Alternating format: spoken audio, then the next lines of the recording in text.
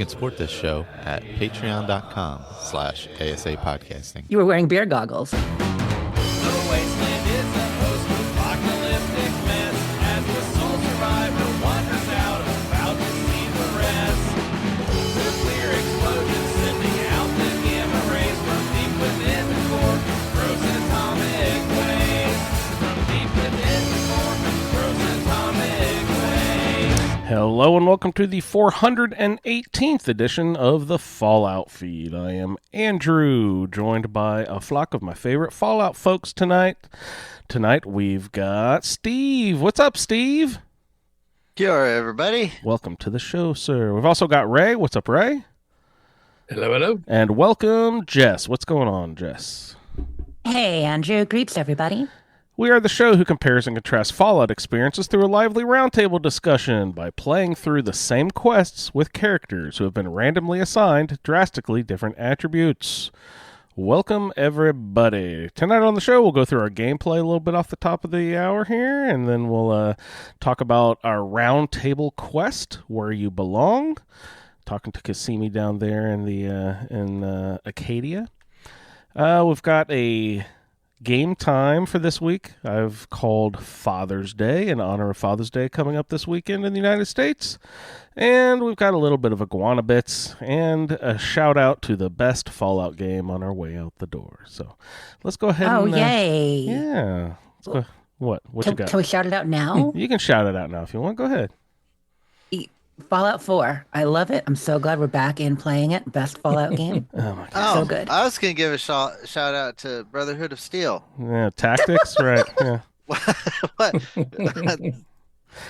It's a happy birthday to Fallout Shelter. Came out in 2015. And if you haven't been playing this week all week, they're dumping lots of stuff.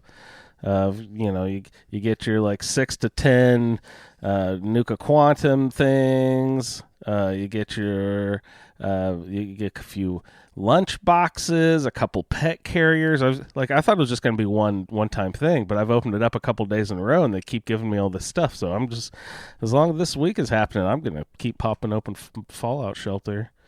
You know, the frustrating crates. thing about that, I love the fact that it is the birthday. I totally forgot it was announced on June 11th, same day as they announced Fallout 4, and it was out that day.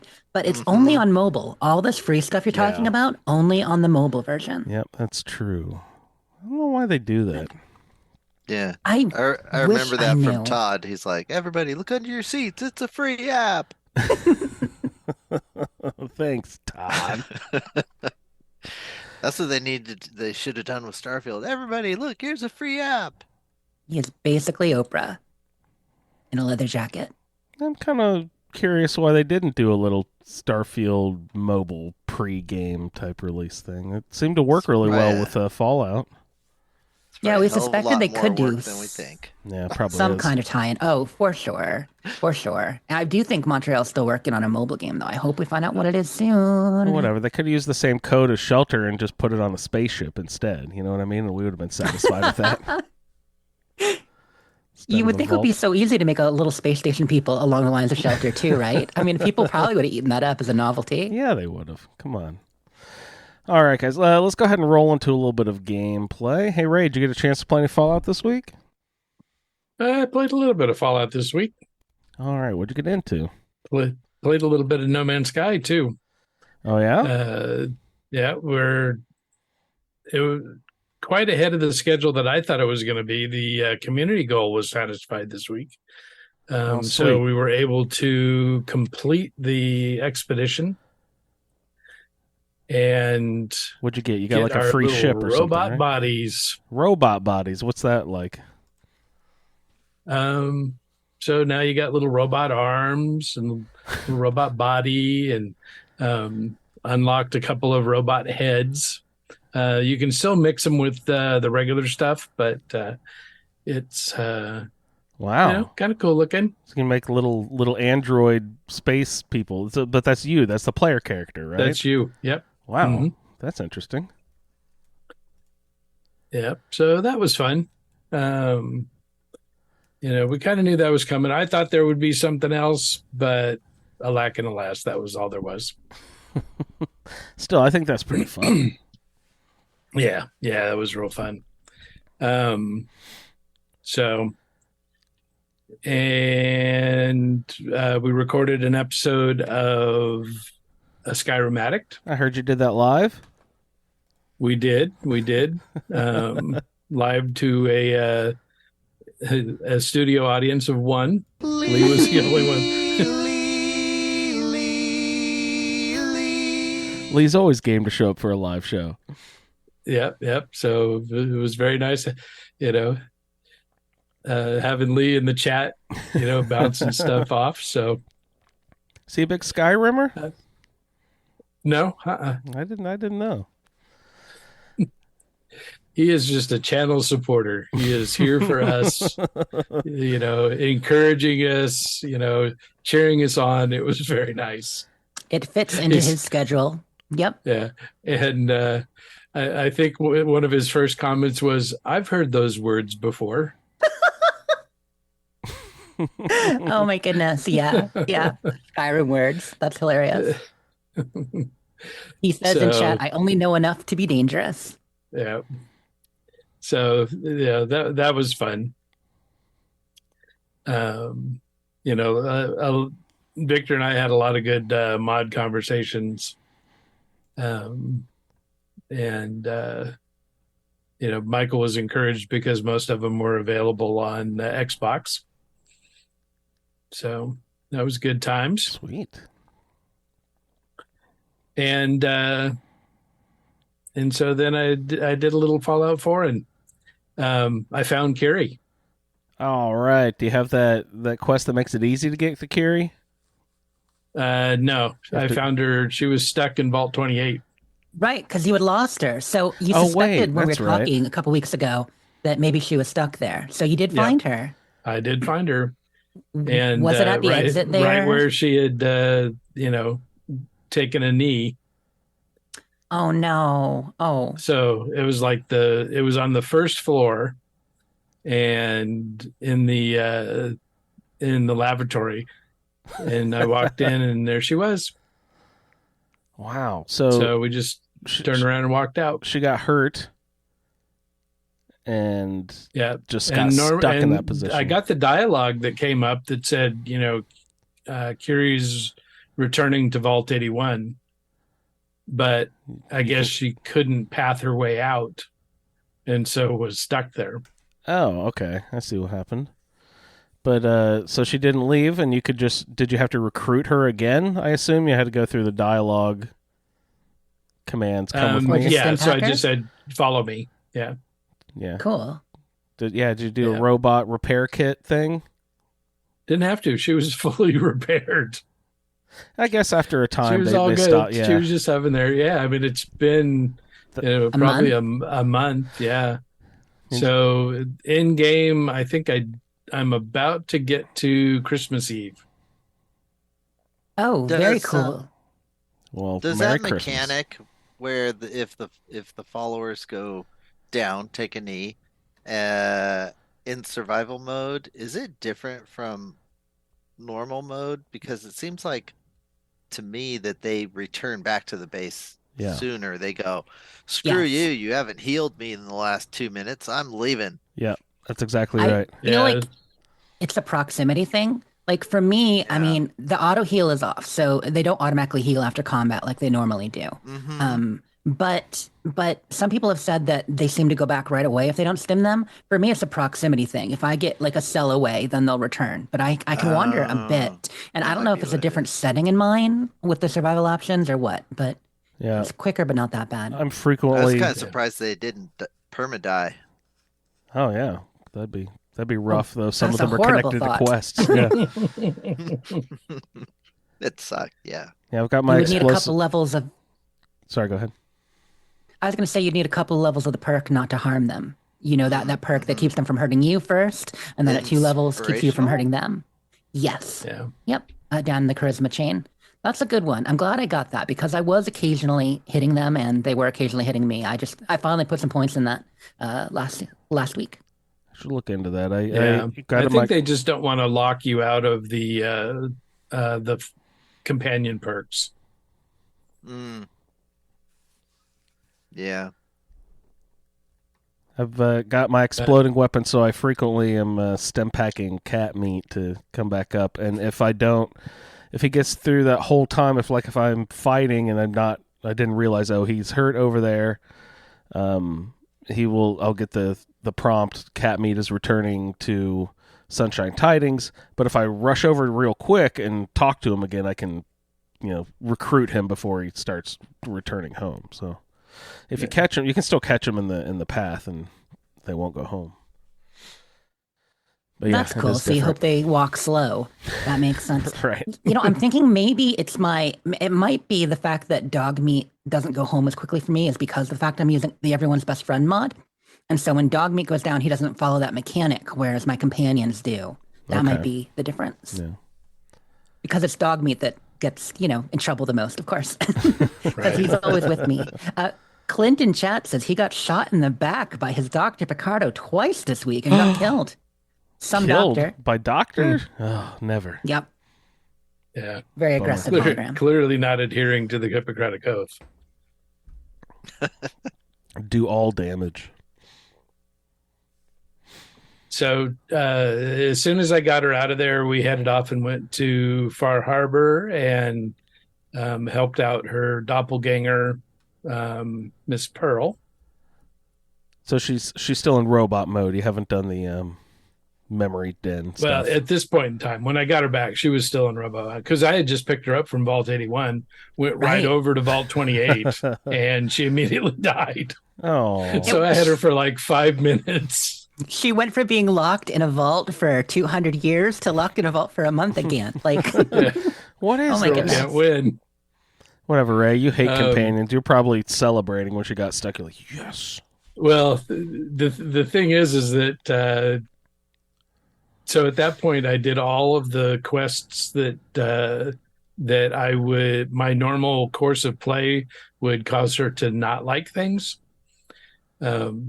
So the Cabot quest and a few of the other ones where she doesn't like the stuff I do.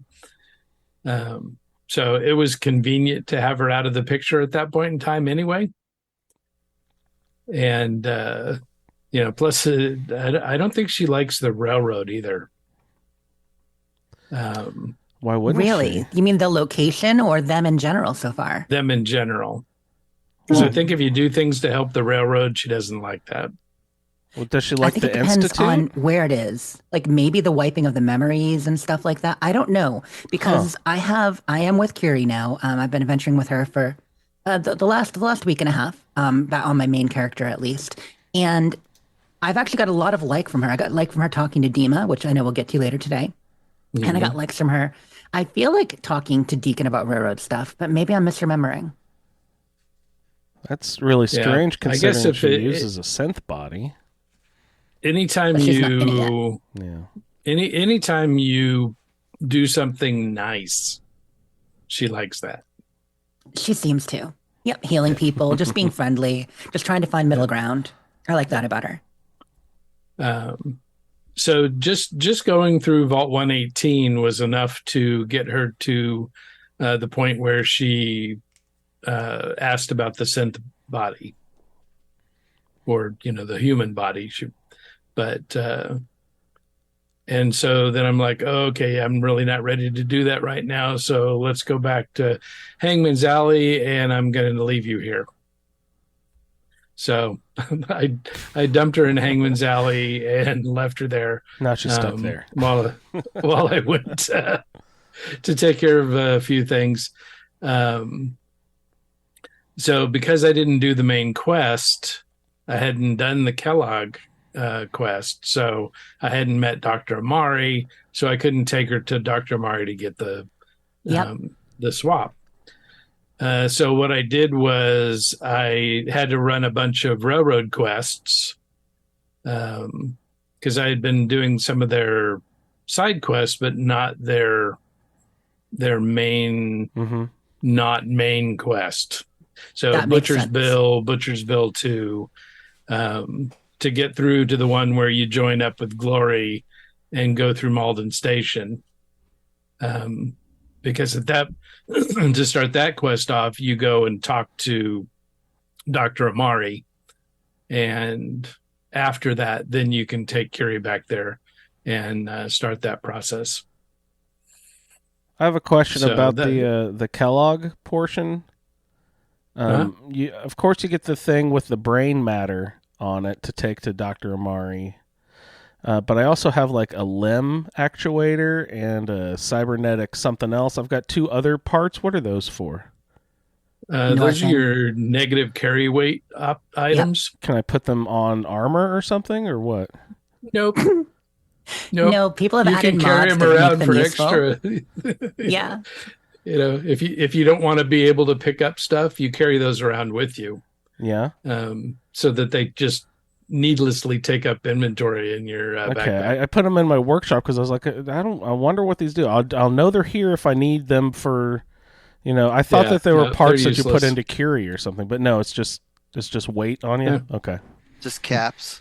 You can sell them. Sell them. All right, I'll do Yeah. that. I think they Do you have a any theory price of as to why Bethesda might have done that? Like, do you think maybe they felt it was more realistic to have multiple things from him than only one usable? That if they only gave you one and it was usable, that it would be too obvious? Or is it for the caps? or they're they had something that used them, but then they cut that part of. I was going to say, to me, it has the feeling of, we're going to put, what are those surgeries from New Vegas called that you got from the doctor that helped your The specials? implants. Yeah. Yeah, it felt like they were going to put implants in, but then decided not to, or something. You know what I mean? Yeah, there are some mods out there that modify those items and allow you to equip it probably in like your ring slot or something, and then and then it gives you plus to strength or whatnot. I'm not sure. I haven't used them in like a while, but there's a couple out there. Well, I dumped those the other day. I was just curious about what those do. I think they're in my workbench too. Nice. I don't think I sold them. What else are you getting into, Ray? So that was about it. I got I got her over to Dr. Amari, and then, waited through until body became available. And then we, so the best thing about having Curie in a human body is that she'll swim with you. Oh, nice. As a robot, she just floats over the water and disappears and reappears when you get back on land. No, she just follows you along the shoreline. Oh, does she? Oh, Okay. That's terrible. Yeah. Attracting And then- every attention of that's everything true. along the way. Yeah, all the way along the way. Yep. Oh, that's horrible. Yeah. So, What about if you're crossing a path of ocean? You know what I mean? Like if, say, you went from the north end all the way over to the cannery or something, like cross a big bunch of water like that. Does she come all the way there on land, or how does she get there? Do you know? I'm not sure. I don't remember where I went. I went somewhere, and she just never showed up. Mm-hmm. I was And- So thinking you it fast would, traveled. it would do that little thing like where if you get far enough away, like a cell away, sometimes they teleport to you. Yeah. Because like No. you spin around, you're like, where are you? Where are you? Then you're shit. behind Yeah, that's what I me, was wondering even though too. I just Mhm. looked there. Oh, But- Lee has a tip about the synth parts. He says you can put them on display too. Just like, drop them somewhere. They look all fancy. Oh, there you go. Ray, Yeah. I don't think I caught what you were saying. You can still access the memory interrupted quest without doing the Kellogg stuff, but you have to do a bunch of railroad stuff first. Is that what you were saying? Well, you have to do what's the name of so memory interrupted is the name of the railroad quest that you have to do to gain access to Dr. Amari At the memory den? where she'll acknowledge you. Okay. You can go talk to her anytime once you get past Irma, but she just doesn't interact with you. Mm-hmm. Oh, yeah, she just does that ambient sort of, yes, hello. Yeah. Hi, how are you? Get away from me. Yeah, but after the memory interrupted quest, which is where you have to go through Malden Station with Glory, then um, then after that, I went to her and went through Curie's quest, Emergent Behavior. That's fun. And that's after Butcher's Bill 2 then that you get there? Yeah. Okay, cool. Because Curie's my romance, and I have her, and she's at 50% affinity for me too. But I haven't done Fort Hagen. I've made it there with Dogmeat, as you guys remember, and then started trying to get to Far Harbor. And so I was wondering, like, am I going to have to go through and do the Kellogg stuff and bring in the Brotherhood to unlock that? So it's good to know that I don't have to if I do like one more quest with the railroad, I think, because I'm on Butcher's Bill. Okay. Yeah. I note here, Dr. Amari does not provide medical services for the player characters. Bummer. There's no doctor in Good Neighbor, is there? Depends on what I mean- mods you're running. Yeah, and you got Charlie or whatever his name is selling all the chems there at Hotel Rexford. That'll fix you up. He's Yeah. great. Yeah, I've got a mod that updates Good Neighbor, and so now there's a little Airstream trailer parked just to the right of the Oh. front entrance that has a doctor that's running around in it. Oh, that's nice.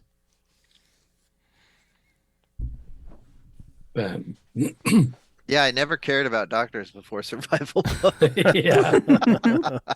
They're definitely It necessary is amazing how much free rad removal helps. now. Oh, yeah. That's so nice. Yeah. Well, rat arches aren't that hard to build. You got to get back to your settlement for them, but yes, that's true. That's true. The hardest part for me was finding fiber optics, actually, to make one of those. What are those in I was microscopes struggling or with something? Fiber optics. Then what? So what do you get? Where do you get the fiber optics from? Is that microscopes? I don't even remember. That's the biggest one, the one you most Yeah. likely find. Yeah, I can't remember. turrets or But- something.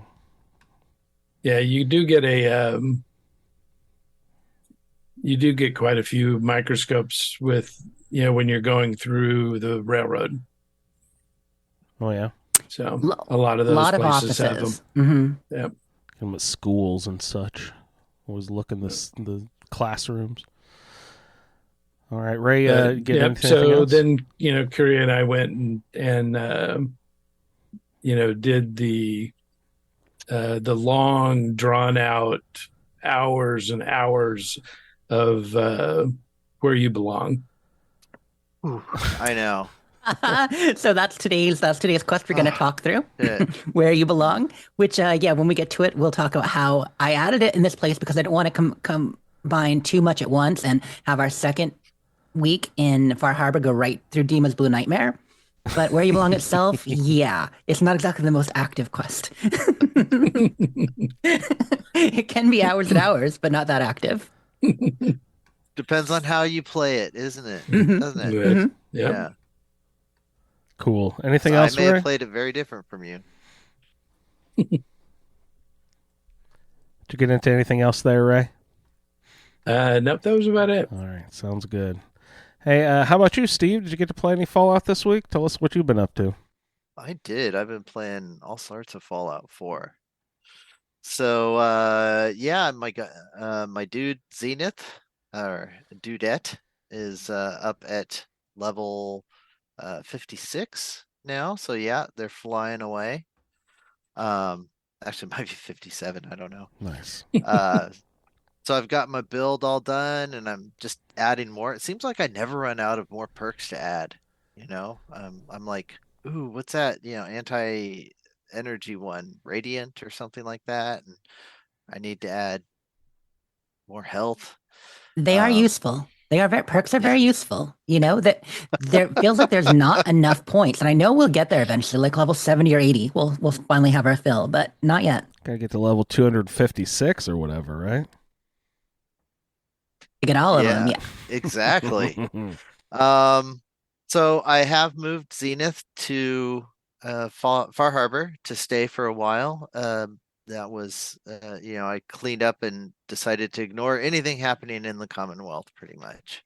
And so I'm going to stick around and went in and met the Children of Adam. I went in, met Dima and talked to him and all that, but headed over to go meet the Children of Adam because I wanted to do this radiation build that I saw online, and Nice. so it's come together this week. As part of that, once I got it together, I did go back to the Commonwealth just briefly because I cleared out Coastal Cottage. I took out all junk from there, and I dismissed. I sent the actually what I did was I sent the settler to like Greentop Nursery, but then quickly before they left, turned him into a provisioner to send him back to Coastal Cottage as a provisioner. So I don't have any people there, and I have nothing in the workbench, so it shouldn't get attacked. Because Mm, I know it's a maybe, but there's yeah, nothing there. because I did that with um, the lighthouse, Kingsport Yeah. Lighthouse. And that is the only place that I did get an attack. Ah, So I put like 4 turrets there after that and haven't had one since.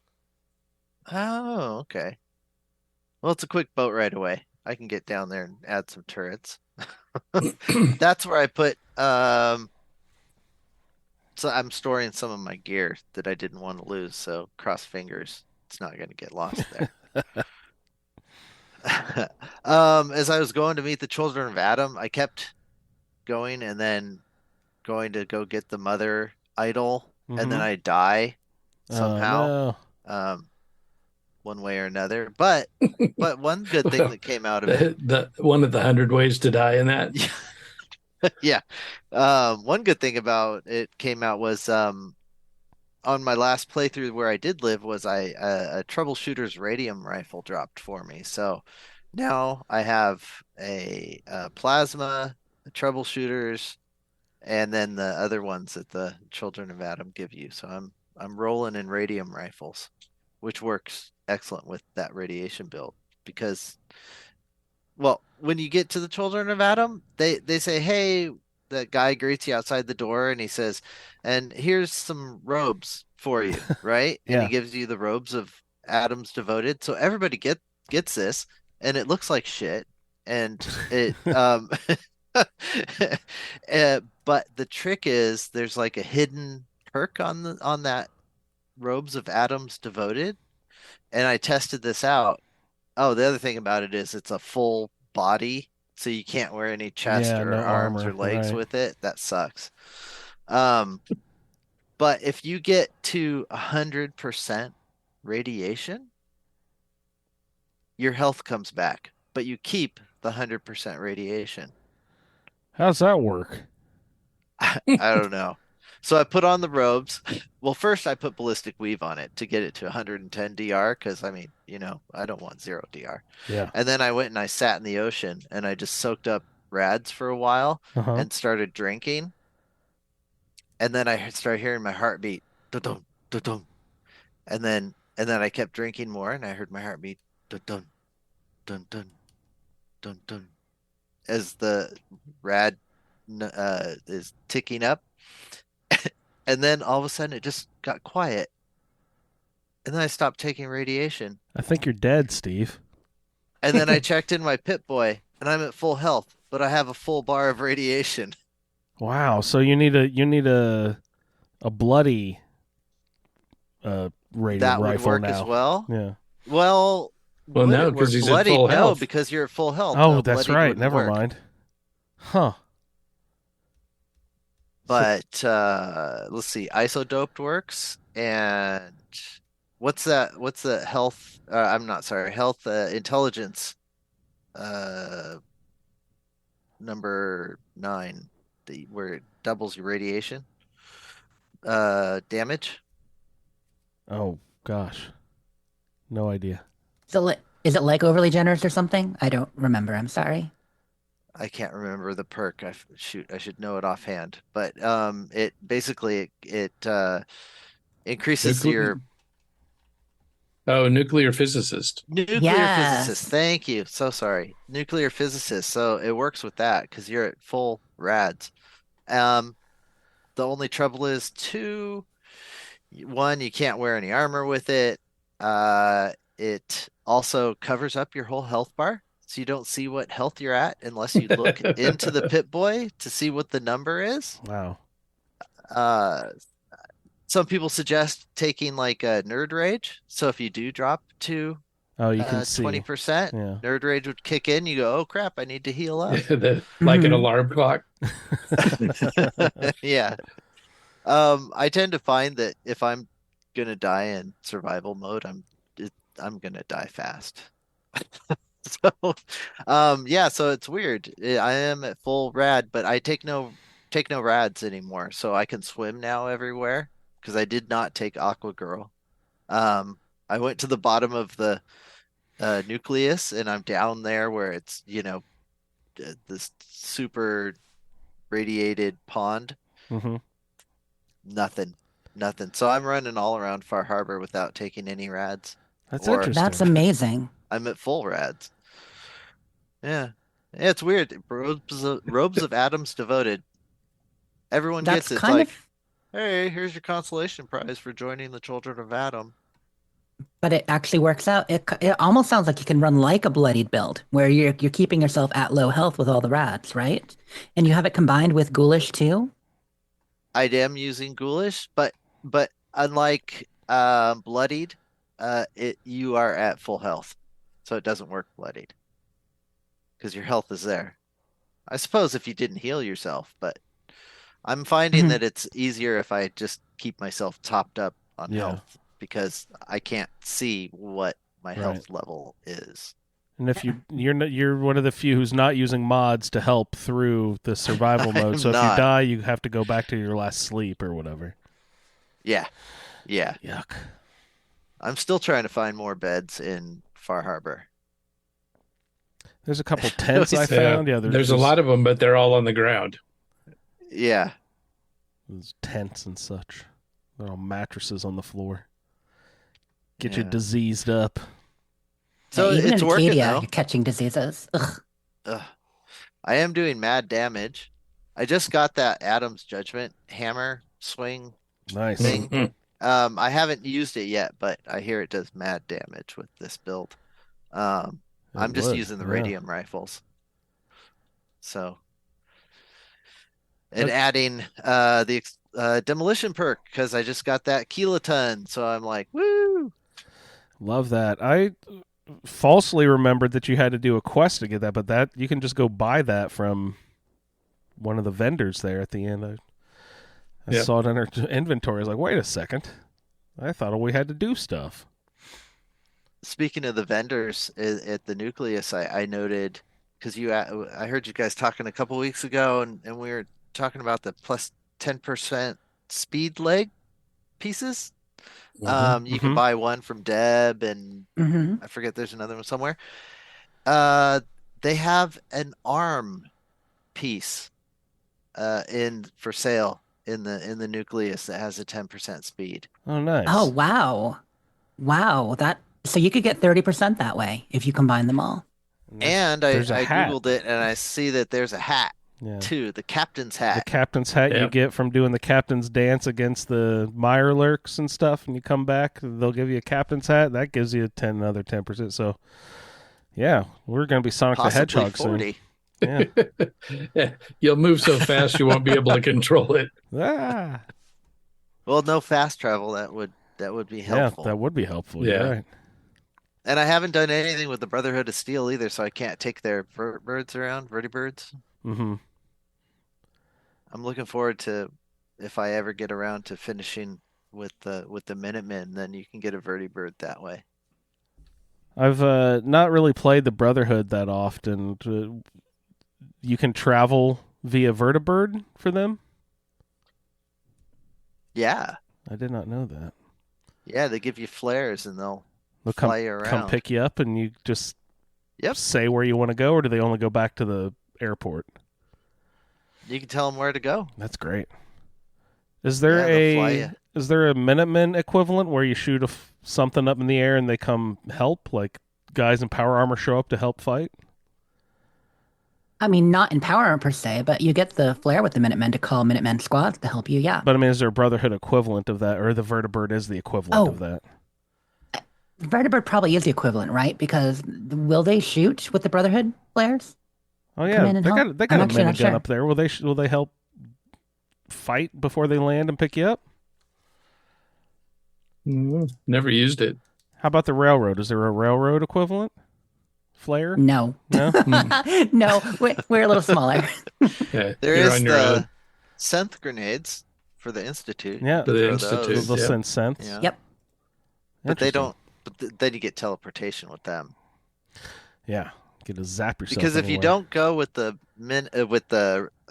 Brotherhood, then after I think at some point after the nuclear option quest, you get a chance to like Tinker Tom will fix up a vertibird for you, so you can use vertibirds as the railroad, or Wow. I think Sturgis will do it for the railroad. He'll fix one up, It is and a you pretty can. useful end game mechanic then, late game mechanic. Yeah, definitely in game once you've completed the main quest. But if you're Sweet. Brotherhood, then you can use it before the end of the main quest. You can use it pretty much almost any time, I think. Hmm. And you get that Yeah. as soon as you're knighted by who's he? What's it? By Maxon? Yep, somewhere along the way. I'm not sure. It's been a while. Sweet. I mean, Yeah. you're the Brotherhood player this playthrough, Yeah, Andrew. I'll have to look I into know it. I you've been just- spending so much time with them. I just got knighted the other day. I took cat meat up there, and he got That's Sir was Cat Meat. knighted. Yeah, it's Sir some Knight, Sir ceremony. Cat Meat. Yeah, be Is respectful, it Sir please. or Dame? It's he's a boy kitty. Okay. Sir Cat Meat. Yes, very nice. Yeah.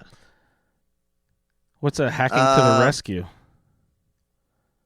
Yeah. Maybe I'll save that for a minute for For the the quest. quest. Okay. Yeah, yeah. But soap.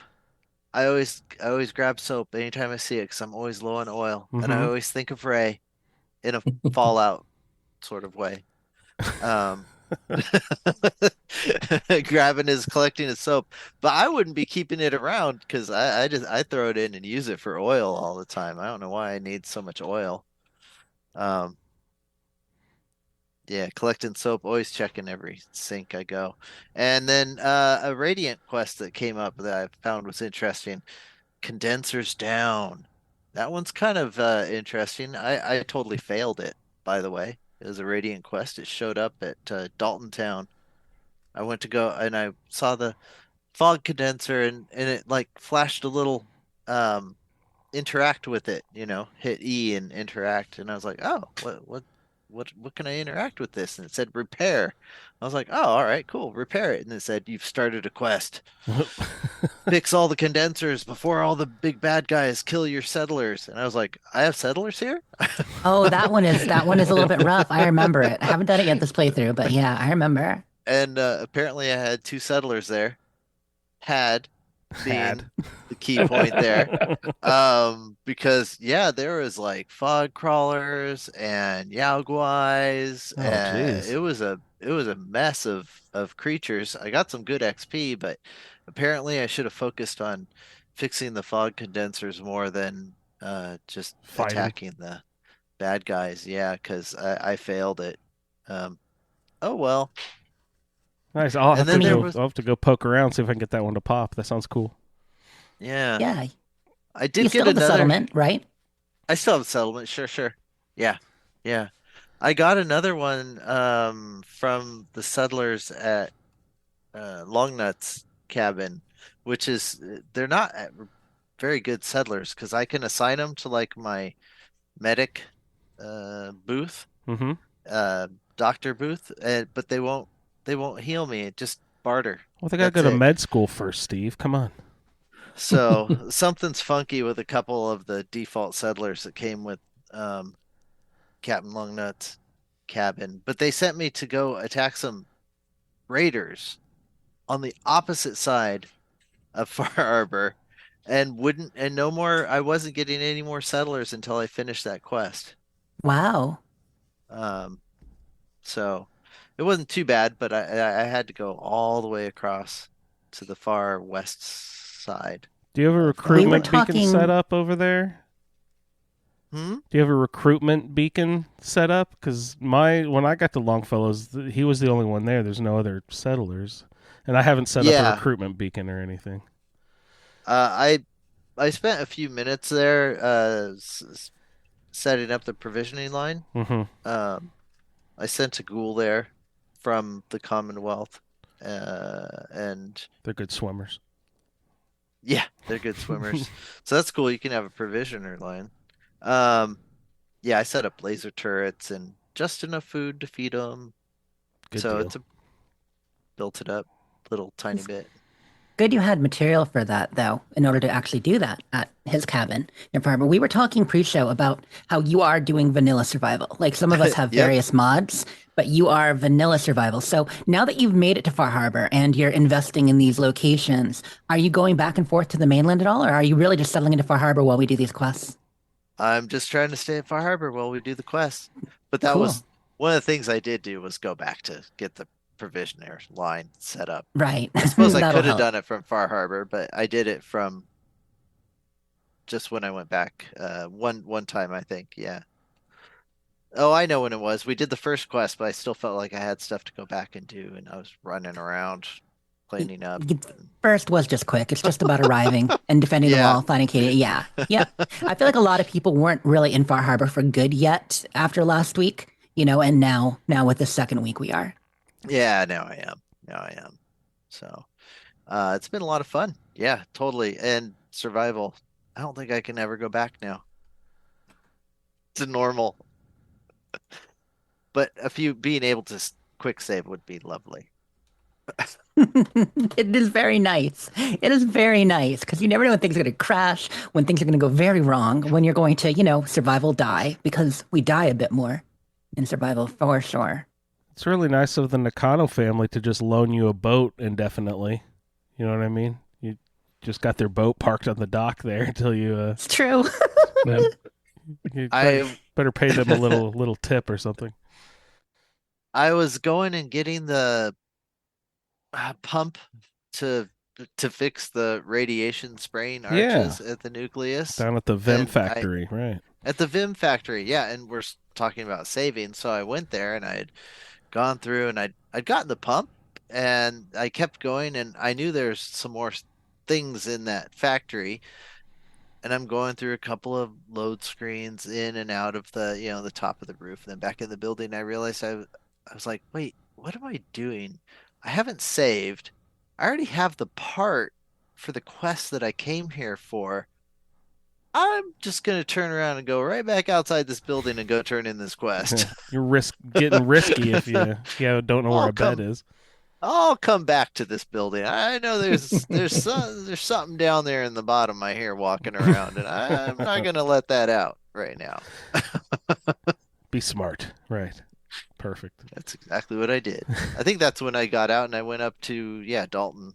At that point, that's where the condensers are down. That's a long trek too, from the Vim factory to Dalton. Gee whiz. Yeah. Nice. All right. I find Far Harbor is very scalable as a player. You can climb mountains, you can go up and down the hills. It's not too hard to go over obstacles as opposed to having going around like you run into a cliff. Yeah, Mhm. mountains, Yeah. not cliffs. Yeah, that makes sense. Yeah. Like some of the other areas or like in 76, you're running along a cliff face for a long time before you can find a way over. But not Yeah. so much in Far Harbor. You can kind of scale those mountains. It's very nice. So that's pretty much my playthrough for now. Cool. All right. Thanks, Steve. How about you, Jess? Did you get to play any Fallout this week? I sure did. It's kind of odd, but I'm going to be the non-Fallout person to start again real quick. I just want to mention, I mentioned that I'm still playing Redfall, and I am. But for those following along on the wonderful adventures of Redfall, we got our first full update this week. So patch 1.1 now on Redfall. So it did fix some of the issues. I'll just quickly let you guys know what they did. They fixed the enemy AI responsiveness a bit. So I haven't had issues, but some people have, the enemy not really responding as much, just kind of standing there sometimes, especially on PC. They're doing better. They have actually added more enemies. I'd say you got at least 50% more cultists and not necessarily 50% more vampires, but at least 50% more cultists, if not more, and more clusters of them as you're exploring the town. So for those that checked out Redfall, I expect to be fighting a good bit more. And they did do some graphical fixes where one of the biggest issues were textures loading in, where things would look fuzzy. You'd load in a place and like graffiti on the walls, like Pipsy style, or like rugs and stuff. Like there were kind of a graphical layer of tattoos on a lot of objects. And those were coming in fuzzy. So everything would look awesome, but then you'd like look at a sign, you could barely read it because it was like you were wearing beer goggles, or like those stupid t-shirts that they used to make. So they've fixed that. So there are a lot of other little fixes, but I thought I'd mention for anyone who's waiting to try Redfall until it's got some improvements. This is definitely a big improvement, but we don't have the 60 FPS yet. So if you're waiting for the 60 FPS, then you're going to be waiting a little bit longer.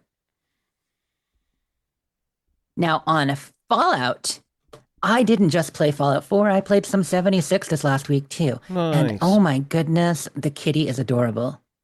The kitty. What? Violet, my cat. I was holding my cat for a moment. I looked away. Now you gotta show me the cat again. There's something new in 76. Yeah, I was like, wait. We do cat. need more cats. We finally got Mr. camp Fuzzy, cats? Mr. Pebbles. Oh, I need- need to set up a cat trap. Yes. Yeah. Oh, in Fallout 4? Yes, get that stuff going. For sure. Yeah, Absolutely. totally. So in 76, I actually played a couple times this last week. It was generally all like stream or event related, but fun stuff. We did the silliest thing on the Gato. Since we didn't have a real event last Saturday, we said, well, Shred's like, I'm going to build a little bit and let's do some nukes. Well, what we actually ended up doing was just launching nuke after nuke and being goofballs. So we decided to just nuke each other's camps. Okay, you can tell that we've been on Scorecation too long.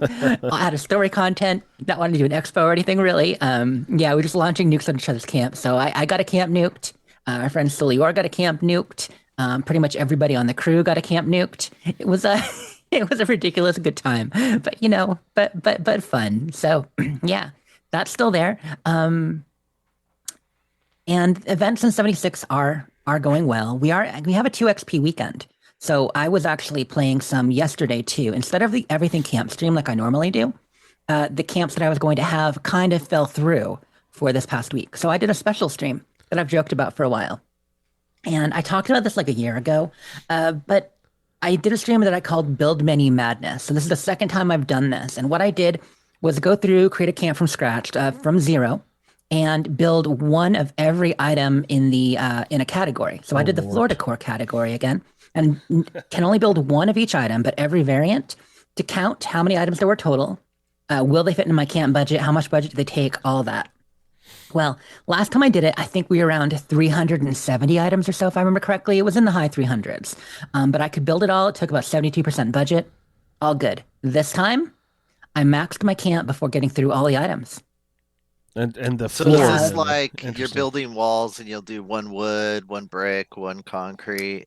So it's not components, or there are absolutely no walls. So in this case, it would have been if I was doing walls. Yeah, if I was doing that category, I was doing the floor decor category because I'm like, let's start with the granddaddy category, the biggest category of them all, which is just floor decor.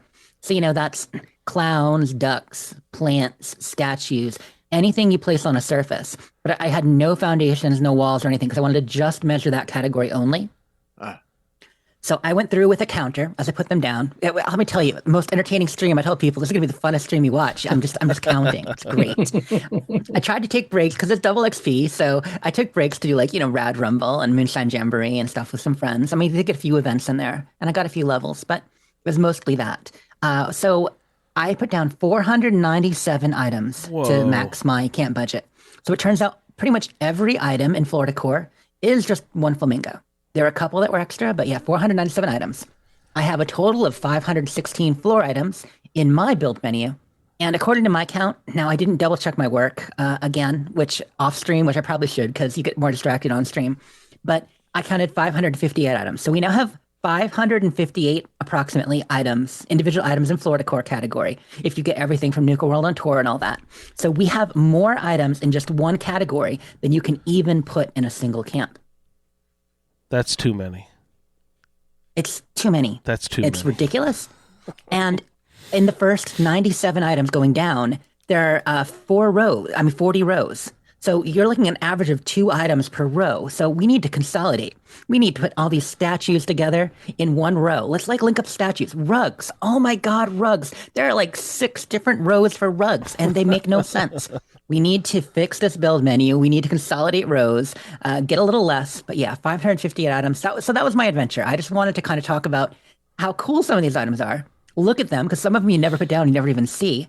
But then just how over the top is it? And if there was ever an argument for giving us more budget or fixing the menu so you could actually search and find things better, Yeah. I was trying to say, look, here's the argument. So A search field would be nice. it really would be. And it was kind of funny seeing the yard sale camp because it's hilarious. It's one of each item, nothing doubled. So I took a picture at the end. I should probably drop that in chat. And it was just ridiculous. Like anyone stopping by, after stream too. I took out a couple items in the middle and I put my vendor there. Is that the one? Is that the one you let people blow up? No, they blew up one of my other camps. That was last Saturday. This I just did yesterday. Oh, okay. But yeah, that'll attract people to come visit it, and then they'll have to try to find my vendor in that mess. I mean, they'll probably just give up and leave. But I want to give people that WTF moment when they go through. It was fun. I mean, I have 15 steins. I have completing all the seasons, and there's only one season I didn't finish, so I guess I'm 1 stein short. The others I must have gotten from other ways. But yeah, just really, really fun. So yeah, I will share that in chat. Some people are asking about it. So that was my 76 play, nukes and build menu madness, which, like I said, this is what you do when you don't have any actual quests to do or scoreboard to grind. Create your own quest. Any of that. Yeah, exactly. I mean, that's what 76 is for us anyway. After you played for a while, it's just a place to hang with friends and do some fun stuff. Big So that's what I'm doing. So Fallout 4. Let's talk about it. Last week on our regularly scheduled episode, we talked about how Jess could not get to Far Harbor. I had done the Nakanos and I sank on the way. And I talked about my travails, my trying desperately to find a way to get there, playing with switching out some mods, this and that to make it work. I couldn't. So my goal this last week, the plan, get an old unmodded playthrough of one of my old characters and get them to the point where they were similar in level or at least high enough to be able to go to Far Harbor and play on that character in survival. That was the plan. Going back, I realized on my very first character, the only character that never had any mods installed was my very first playthrough from 2015, 2016. Oh, geez. But oddly enough, my saves on that, there was one in about 2 days. It was like 2 days and 10 hours. And then the next it jumped to like 10 days, 12 days. And I'd already done Far Harbor on all those. So I had to go back to the level 20 character 2 days in. And when I loaded in on that character and started looking around, she hadn't even found Nick yet. Okay, so this is my original character, Jillian. And let me tell you, also going back to an old save and you're looking at the perks you took, you're like, what? I had no idea what was I doing? I'm putting points to increase my DR, like just random bullshit. It was just, not really the most effective leveling at that point. My first playthrough, I was always worried I would take the wrong perks, so I put a lot of points into the special at the beginning. So by the time I started taking a lot of perks, most of my specials were at 7 or 8 or 9 kind of thing. I was because I didn't know what I was doing, and I was always worried like, oh, that's just not going to be useful. But anyway, yeah. Yeah, that does seem like a good strategy. Like when you don't know, because then at least you have all of them to choose from. So when you are choosing, you can read the whole list. Yeah, you have access to the rest of them. Yeah, that was the plan. Then the actual play that I did, and this was it over the weekend? I think it was mostly Sunday. I mean, I was talking to you guys a little bit in the chat about trying it. I'm like, okay, I have to get Nick. What do I have to do? I have to get Nick. I have to get to Fort Hagen so I can once again trigger the Far Harbor quest. I have to get that started. But also while I'm here, I need to get some levels. I need to, find Good Neighbor and all that. And I'm doing all this on my Series S too, because the other thing that's necessary for this build, because when mods are installed, they're perma-installed when you play on Xbox. So unlike PC, where you can swap out, with Mod Manager 2 or Vortex, like which mods are applying, whatever mods you have loaded are loaded to every playthrough. So I can't just load a character without mods. I had to have a whole fresh install. So I did a fresh install on the Series S. I 0 mods, and then I just loaded in pardon me, 4 mods to make it quicker. One of them was a 4 times XP mod, so at least this character level 20, I'd be able to level up quicker that way. And so I played with her for a good 6 hours or so, and I got these goals done. And I'm doing this in regular, not survival, because I'm like, okay, I can swap to survival when I get there, but I just want to get leveled so I can test this. So I get to the Nakanos, I do their quests, and I make a hard save there. Okay, so this is the plan. I'm like, okay, I'm going to go, but I need to at least I'm going to switch to survival, so let me get some of my quality of life mods and just a few mods on this, see how it works. So at this point, I'm playing with like 4 or 5 mods initially. So I load a wave of about 10 to 12, try to load to Far Harbor. It does. So I'm like, okay, great. So I can load to Far Harbor from this without mods. I can load to Far Harbor with these first 10. I then take and add like another 20 mods of my mods. Keep in mind, I'm running with 120. So this is still not that many. Like 30 mods just to up the graphics. I didn't add the weather or any of that stuff, just some graphical stuff, a few quality of life things. Well, guess what? The boat sank. I'm like, okay. So with about 30 some mods, I can't do it. So then I worked my way back and, we did science. We said, well, let me remove 5 mods that could be causing it. Nope, still sinking. Let me remove 5 more mods causing it. Still sinking. Third wave, I made it. Okay, so it must be in this last group of 5. So then I tried a combination of these mods. Turned out the mod causing my problem was a grass mod, of all things. It was not the unofficial Fallout patch with the Creation Club like I suspected, which is why I did all this, by the way. If it was something I could just uninstall easily, but when you have so many mods, I'm like, there's no way I can go through them all. But doing it in reverse like this, yeah, I had less to worry about. So yeah, it's the better settlement grass. And all that does is to make it so grass pops up less in tiles in your workshop and on roads. Yes. It's a great mod, and it's version 6, and it's labeled as compatible with Far Harbor. It's like, works on Far Harbor and the Commonwealth. It's version 6. It should have worked. But no, this is what was causing my crash. So I'm like, okay, now I know. But that was all night that day. So my thought was, well, when I play my Fallout 4 on Wednesday for stream, if this is the mod with this behavior, what if I can load my playthrough, my primary playthrough that's been going so well, and just remove this one mod? Will it work? So I did that live on stream. I pulled off the one mod, and I made it to Far Harbor. Boom. That's awesome. So 6 hours of play, all the stuff with the mods, but now I can actually have my one character, Drake, my Roundtable character, actually do everything. Unless this happens again with Nuka World, but please. Oh, fantastic. Yeah, I'm psyched. So for my actual Fallout 4 play, that's kind of how it went. And I went into the quest when I did that. So I got to Far Harbor, did the opening, defending the hull. I'm going to just talk through some of what I did there before our main quest, just so we cover it. Wasn't that bad. Even though it's in survival, I was surprised that they went down pretty well. I'm like level 42 now on my main. And survival has gotten less tough. I mean, every time I get cocky, the game proves me otherwise, but I defended the hull, no problem. Jumped down, took care of the gulpers and the anglers, talked to people. I went in and I took the Mariner quest and who's the other one? The Dalton quest. Cassie Dalton is her name. So essentially, once you finish doing the hull, you get the whole overall quest to help Far Harbor and the people to increase your reputation. So I got Cassie's, I got the Mariners. I went in and hung out in the whatever the inn is called. I'm suddenly forgetting what it's called. And saved there. Last plank. Thank you. Because there's a bed there. You can rent the bed. You can try to put on your charisma dress and try to convince them to give you free booze and stuff like that. It's great. By the way, I love that bartender, the drunk bartender. He's amusing. And the help there, they're all fun. Like, I'm really enjoying the writing.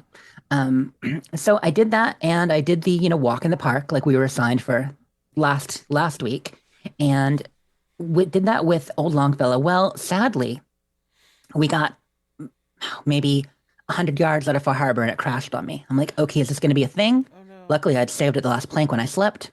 So I just got up, I talked to Longfellow again, went through quick, and going slow. And my technique when I lock up and start to crashing for no reason is I kind of look at the ground while I walk through that section. And apparently like loading less on screen makes a difference. Anyway, I didn't crash again, and I haven't again since then. So I played through all that, made it to Acadia, got to where we're going to start our, Where You Belong quest. And that was great. Um, I did do that. We'll talk about that later. But I also went to the hotel and cleaned out the ghouls there. That's where they killed me a bit. Those ghouls are a little bit tougher. I Mhm. died twice to them. You like I said, you feel like you're tougher, but the thing about survival is sometimes it takes just one hit. You're looking at your health. You're like, okay, 70%. Okay, 40%. 40%, I should be fine. I got time before a stim pack. No, next hit, you're dead. Sometimes even 50%. You think you're like at half health. You're okay, but you're not okay. You die so quickly sometimes in survival. And it's usually a surprise because, I've got my DRs up to about 190 now with everything. I've got my ballistic weave. I'm doing pretty well. But yeah, so survival still kicks your butt sometimes. But that's really my Fallout 4 play. I'm just happy to be in Far Harbor with my character. Yeah, that's I great. haven't seen that much of the island yet. It's only been like East Coast Island.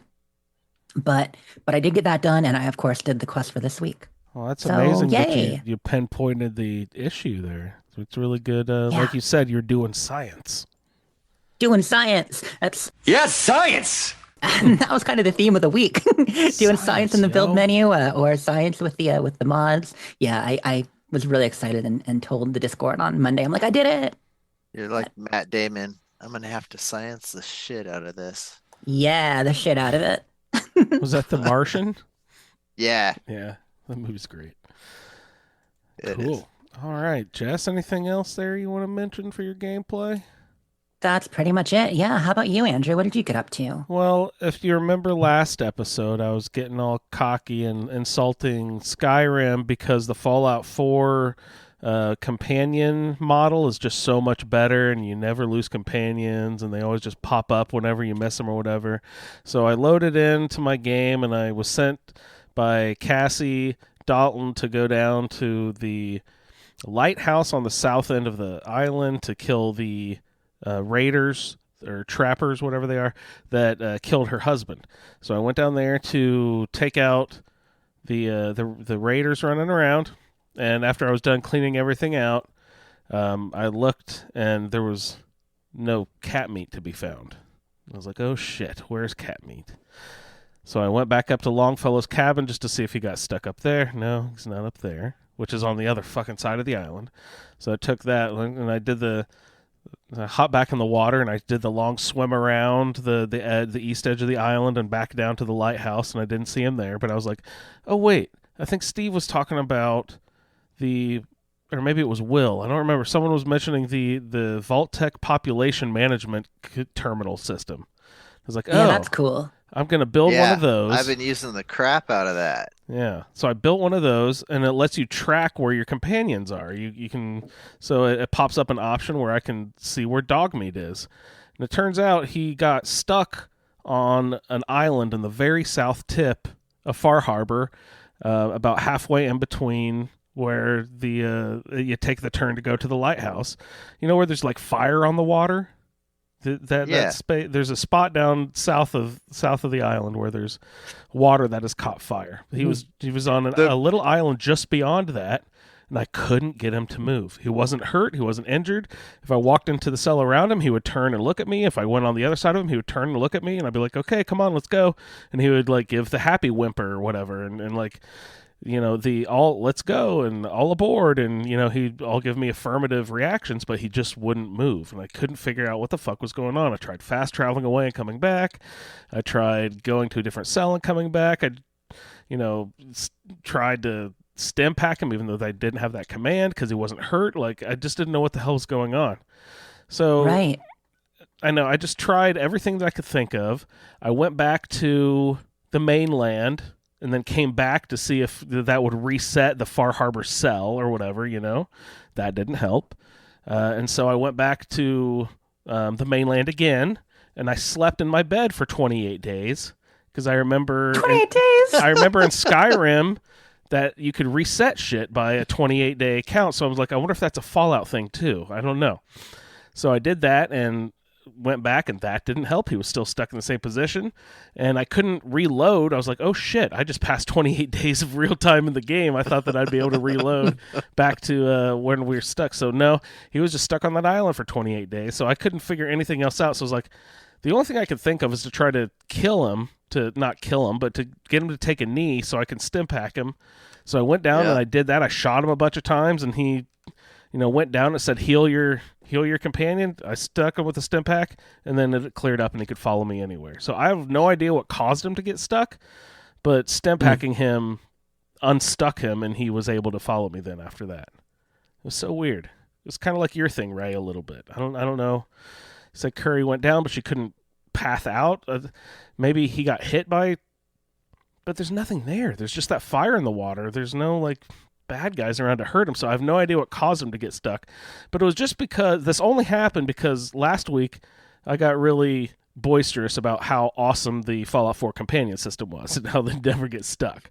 So, two of us have gotten companions super stuck in this gameplay so far. But anyway, I got him back. Well, at least mine is understandable because it was in a mod that didn't necessarily have the best companion pathing in it. Yeah, it doesn't, because I had the same thing happen with Dog Meat my second week, as you guys may remember too. Yeah. So, but to have it just weird like that in the middle of Far Harbor. Yeah, it's just on an island. That's freaky. He's probably being like, it's kind of nice on this island. You're doing a lot of fighting. I just want to chill here and, have a nice paradise. He is a cat. Wow. Is that if you're going to shoot me, I may as well just follow you. Might as well come with you again, I guess. Is that your only follower? Or are you bringing along the DJ guy? Well, Billy is with me, of course. I'm surprised he actually Billy's gets. with you. I'm surprised Billy gets on the boat. Billy comes with you over to Far Harbor. So ridiculous. I didn't know you had Billy with you again. Why? He just because when we were doing Mad Rock, I ran past the fridge. I was like, "Oh, hey, there's the fridge. Hey, Billy, come on." Hello, old friend. Yeah. But no, Long Nuts is my companion assignment. But I have taken all of the Lone Wanderer mods and stuff like that, and I really like how that's going. So I'm trying to just stick with cat meat for the most part, but I am working on getting his affinity up, Captain Longfellow, old Longfellow. Yeah. I'm working on getting his affinity up. And last week I mentioned, we're just gonna have a big party. He likes drinking, so I'm just gonna collect all my alcohol, and he and I will just sit down and pound a bunch of brews and have a good night. And turns out that does not work. You can drink 40 beverages in a row, and he only likes it once. So what I figured out is I had a bed right there. I drink one alcoholic beverage, and he likes that. Then I sleep for 8 hours, wake up, keep on partying, have another beverage. He likes that. Sleep another 8 hours, wake up, have another beverage, go to sleep, wake up, and he likes it each time, but he won't like it twice if you drink 2 beers in a row or whatever. And no beer at all, actually. It's all the hard liquor, he loves it when you drink that, and even wine, he likes it when you drink wine, but he doesn't give a crap about the ales or beers or any of the regular beer-oriented beverages, So I've got him about halfway up, I think. I don't have the affinity tracker mod going, but he has changed his wording from like, "Oh, I don't know much about you yet" to "I think we'll do pretty good, okay." So. Nice. I think I'm on at least the second level if there's 4 levels of affinity or whatever. If you do by 25% chunks, I'm probably about halfway there. But he is go ahead. I was thinking about Travis. If you took Travis with you. Oh, I actually went to who are they? The Bobrov brothers or whatever? Yeah. And I couldn't figure out how to get that started. I was like, what is going on here? I don't remember. I don't remember how to start that. Talk to Vadim and Travis, I think, right? Because when you go back, they'll be like, Vadim wants to talk to you. He'd be like, so, you know this guy, Travis, right? He, and start talking to you, but I think you need to have talked to Travis at least once. That's funny. Have you done that? I bounced back and forth a couple times between, I tried to talk to the lady waitress. I thought, oh, wait, does the lady waitress mention his name or something? And then I went he ends up wanting you to come back after 6:00 in the evening. And then there's a fight going on. And you have to that's after you fight first tell him You have to agree Yeah. to the plan first, though, to get it He started. says, yeah, come back after 6 or something. at Okay, some point. maybe it wasn't the right time of day or so because I bounced back and forth between them trying to get it to start and I couldn't. So So you didn't even get the conversation though with Vadim where No. he's like, Travis, you know him, he's not so. I feel like either you need to talk to him at least once in the radio station. Just go to DCR and talk to him. That might be what you need to do to okay, kick it off. yeah, I thought about taking Travis with me because he really is not an intrusive follower. He's No, very good. he's He calm. takes care of himself, always heals himself, equips himself up, like gets better gear as you go along until all of a sudden you're in game and he's got, instigating minigun with Yeah. like full on power armor chugging behind Yeah. you, and you're like, dude, Wow, Travis, you yeah, go. boy. Yeah, if you drop stuff in front of him, sometimes he'll pick it up or take stuff from dead guys or Yeah. hop into power armor occasionally. You're right. Yeah. Once he has it, you can't get it back though. No. Well, No. can you kill him? You can't kill him because his quest locked. Well, No. you would want to. Would you? If he takes my Vim armor, fuck that guy. Well, I mean, there are two sets of Vim armor, like we're talking about, right? You get the green and the red.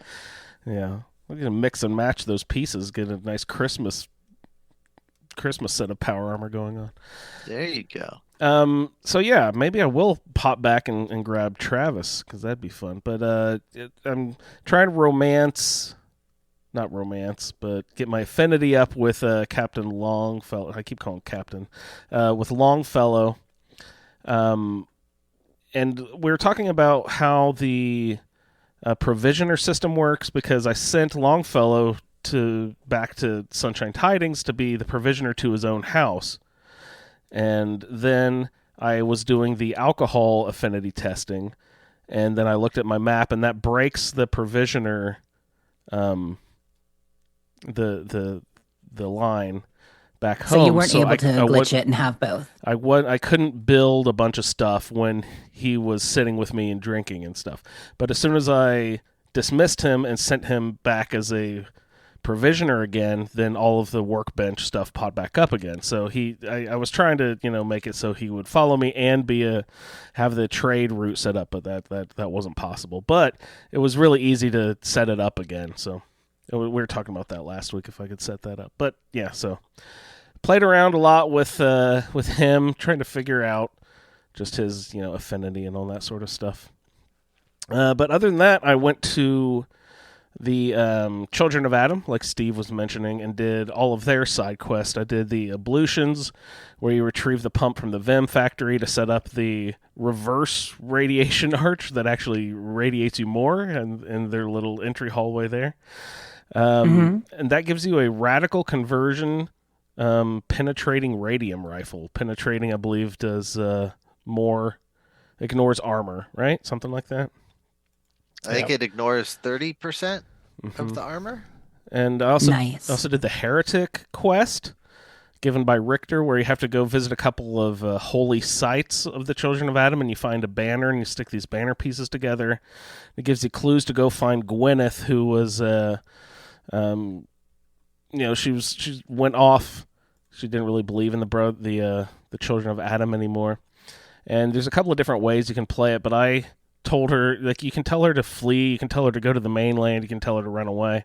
But I told her to go back to the nucleus and beg for forgiveness. And I was hoping that I would see a conclusion of that scene where she comes in, but I haven't seen her pop back in, because I was hoping to see her talk to Tectus, or whatever his name is. I didn't really see that yet, so I'm hoping eventually... Well, you would think the next time I would go in there that it would be going on. But I haven't seen that yet. I won't be able to help you with how that turns out for you. Did you kill her? So, She won't be returning to the nucleus. oh no. Did you kill her, or did you So- tell her to go to the mainland? No, I killed her. Attaboy. It's probably I what you showed should up do. and she was like preaching away in there, Mhm. and then a glowing fog crawler jumped out and Whoops. started attacking, and I didn't want it to kill her, so I had to shoot her there. No. Well, that one gives you Adam's judgment, like you were talking about, the super sledge that Yeah. gives an extra 100 rad damage. Are those effective against, like, irradiated monsters, like fog crawlers and stuff like that? Like, do they take extra radiation damage, or since they are irradiated monsters, that doesn't have an extra effect on them? What about like ghouls? I think and all stuff? the animals are immune All from the animals? radiation part of it. I mean, the bullets still kill them. Yeah, if you look up their stats, let's see. I know like fog crawlers, I'm checking their stats right now. They're immune to poison. And yeah, they're immune to rads. The fog crawlers are completely immune to the rad damage. So, they can take ballistic and energy, but not from the Yeah. rads. So I assume that counts for gulpers and anglers and all the irradiated monsters there. Probably. I can double check, but yeah, I think so. And then I also did the trial of Brother Devon. It's the guy who's preaching by the side of the submarine as you walk in. And that's kind of an interesting story because most of the people in the nucleus I found were born with some sort of radiation resistance or something, and that's how they can get away with the worshiping and taking all this radiation all the time. But Brother Ware and Devon are two of the only people in there who don't have a natural radiation resistance. So that's why Ware has whipped up this Ware's brew that can, help take away rads and give you some HP.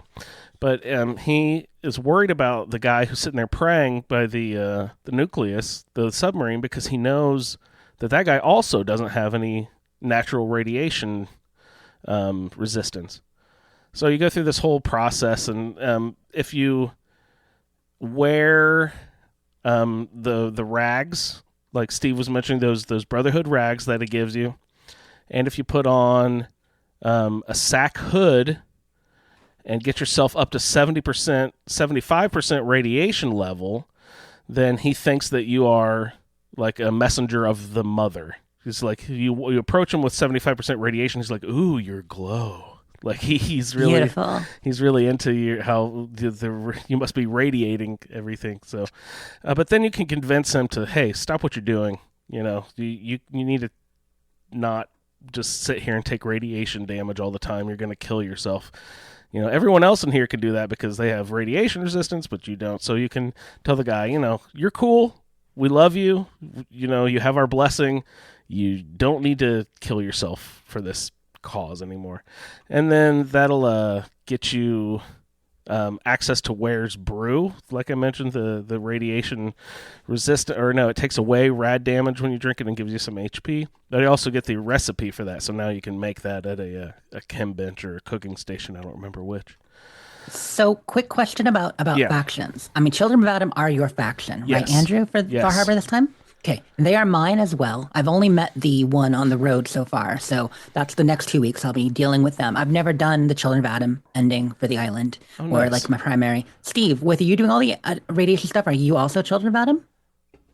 Yes. I was supposed to be Okay. Harborman, but I'm doing Children of Adam because I want their perk. Yeah, something new. No, why not? Why not? So, Ray, are you the only non-Children of Adam on the panel tonight, or? I will be. I was originally assigned Children of Adam, but then when I You were- realized that you and Andrew were both doing it, I figured I should probably do something different. Yeah, that's I something. remember it was kind of Adam heavy. Yeah. That's something we took Yeah, into account in I think previous I've seasons. done the other two actually, so this is something different because I think I already did. I know I did the Harborman my first time, and then I think I did Arcada. the Yeah, next people time, watching so. streams said, tell me how this goes. I want to see this because I've never seen the Children of Adam side before. So I think there's not a great division among people who, do the different factions. Oh, But let's see. snap! Green Dragon says, Good I'm one. Harborman. Another thing that came up, Longfellow's your companion. We're looking for what references there are between Old Longfellow and Henry Wadsworth Longfellow. Now, I know they're both from Maine, and so that might be part of the reason for Old Longfellow's name. But do you guys know of any other references, really, that kind of tie them together? They like whiskey. They smell of fish and leather. I mean, I didn't know Henry Wadsworth, but quite possibly if he's from Maine. Yeah, I'm gonna look for that. I'm gonna see if I can find anything, and I'll report back. Very nice. Also for the children, when I was running around in there, I did the quest for Tectus. There's a lady named Sister Aubert, and he is suspicious of her, and rightfully so, because she liked the former leader of the Children of Adam, and is not a big fan of Tectus. And you start her quest, and you find a letter from someone named Edgar, who appears not to be around anymore. And you sort of piece it together that she's, not a big fan of Tectus, and as, maybe going to try to talk other people into helping overthrow the children, and they're not a good deal. So he's suspicious of her. So you just kind of, I'm playing this like I'm a, devoted pupil to Tectus, when, he kind of seems like a creep to me. But in the game, I'm, since the children of Adam representative on the hill convinced me so when I first met them, I decided that I'm going to embrace them fully. So I gave the note to Tectus, Edgar's note to Sister Albert, gave that to Tectus, and he said, "Oh, great, I will send some guys to look into this," or something. And you're like, "Oh, she's not going to live through the night." And that one gives you the Inquisitor's Cowl, which gives you your intelligence level goes up the more radiation you have. Is that part of your radiation build, Steve, that Inquisitor's Cowl? I am using it. It doesn't have to be. I was rocking a green rag hat because you can put the ballistic weave on it. Oh, right. But I am using the Inquisitor's hat right there. Oh, that's cool looking. I like I like the little steam pipe. Stack. Yeah, that's really cool. It looks really neat. It's a very cool looking piece of equipment. But yeah, I'll put a picture of my character in the Discord chat. That'll be awesome. And if you can't put ballistic weave on, I can see why you would wear a hat where you could. But I thought I'd give into it 100%, so that's why I'm like wearing it. I'm like, all right, I'll wear it. Yeah, that's great. Other than that, I helped Mitch get Uncle Ken back to Far Harbor Town, back to the docks. And he didn't really want to go, but I went and helped him clear out the National Park Visitor Center. And it was a really tough battle that I had to do a few times. They sent some really high-level Trapper Raider guys to you in there. So I had to reload a few times. It took it so I had to load a bunch of mines by the entryways and get turrets set up. But as soon as you talk to him, it says, "Oh, you have access to the workbench," and then it gives you seriously 30 seconds before you start an attack. So they're like, "Hurry up, build some defenses." So it took me a few times before I got strategic places put out where I'd place the mines. I'd go and place the mines first, then I'd go talk to them, and then it would say, "Okay, go ahead and build." And then I'd put a few turrets here and there, like one up on the roof, one on the walkway, one and the So I got my strategic places put down, but it took a few tries. It was a pretty tough battle there, but I finally did get Uncle Ken back to the docks, so Mitch was happy to see him. Ken doesn't seem happy either way. He's just like, you rescue him and get him back to the docks, and he's like, "Fuck this. I hate this here. This sucks." And other than that, I went back to the Brotherhood of Steel to see if it progressed yet, where I could tattle more on the... This was after I did the Where You Belong quest. I went and I talked to the Lancer guy, and he was just said more like, "Oh, that's interesting. Keep us informed." Keep us informed. Keep coming back and telling us. Yeah, he. I thought that there would be more like, "Oh, let's get an army together and go get them, guys." But no, he's still like, keep giving us info, please. Oh, you need to. There's a synth settlement. We need to keep an eye on them. That's why I said ahead that I really think you're going to be able to do pretty much all the quests, and it's just going to change the final. Final quest, the final set of them there. I was hoping to destroy it before I have to go do Dima's Blue Nightmare, though. But I don't know if I'm good. I wish there was a way for that. And the last thing was, like I mentioned before, I got Cat Meat knighted. He, Maxon was very impressed with Cat Meat, so he gave him his own little kitty power armor. So that's my gameplay for the week. We can go ahead and roll into the quest. Why don't we? We definitely should. We're having a really interesting side conversation in chat right now. Yeah. Kind of talking about Dima and all that. So when we get into this, first thing I need to say is the quest is Where You Belong, which starts as soon as you get there. And there is so much talking. So much talking. If you want to do an entertaining stream and interact with your chat and people on a quest, this is not the best. No. The characters are doing the talking, not you. I felt bad. Like, I like taking it slow, but I just felt bad for anyone watching. I'm like, this is more than 50% conversation. It's just talk, talk, talk the whole time. So yeah. So on the quest, you get there, you leave Old Longfellow at the front of Acadia, and you go in, and first thing you have to do is talk to Dima.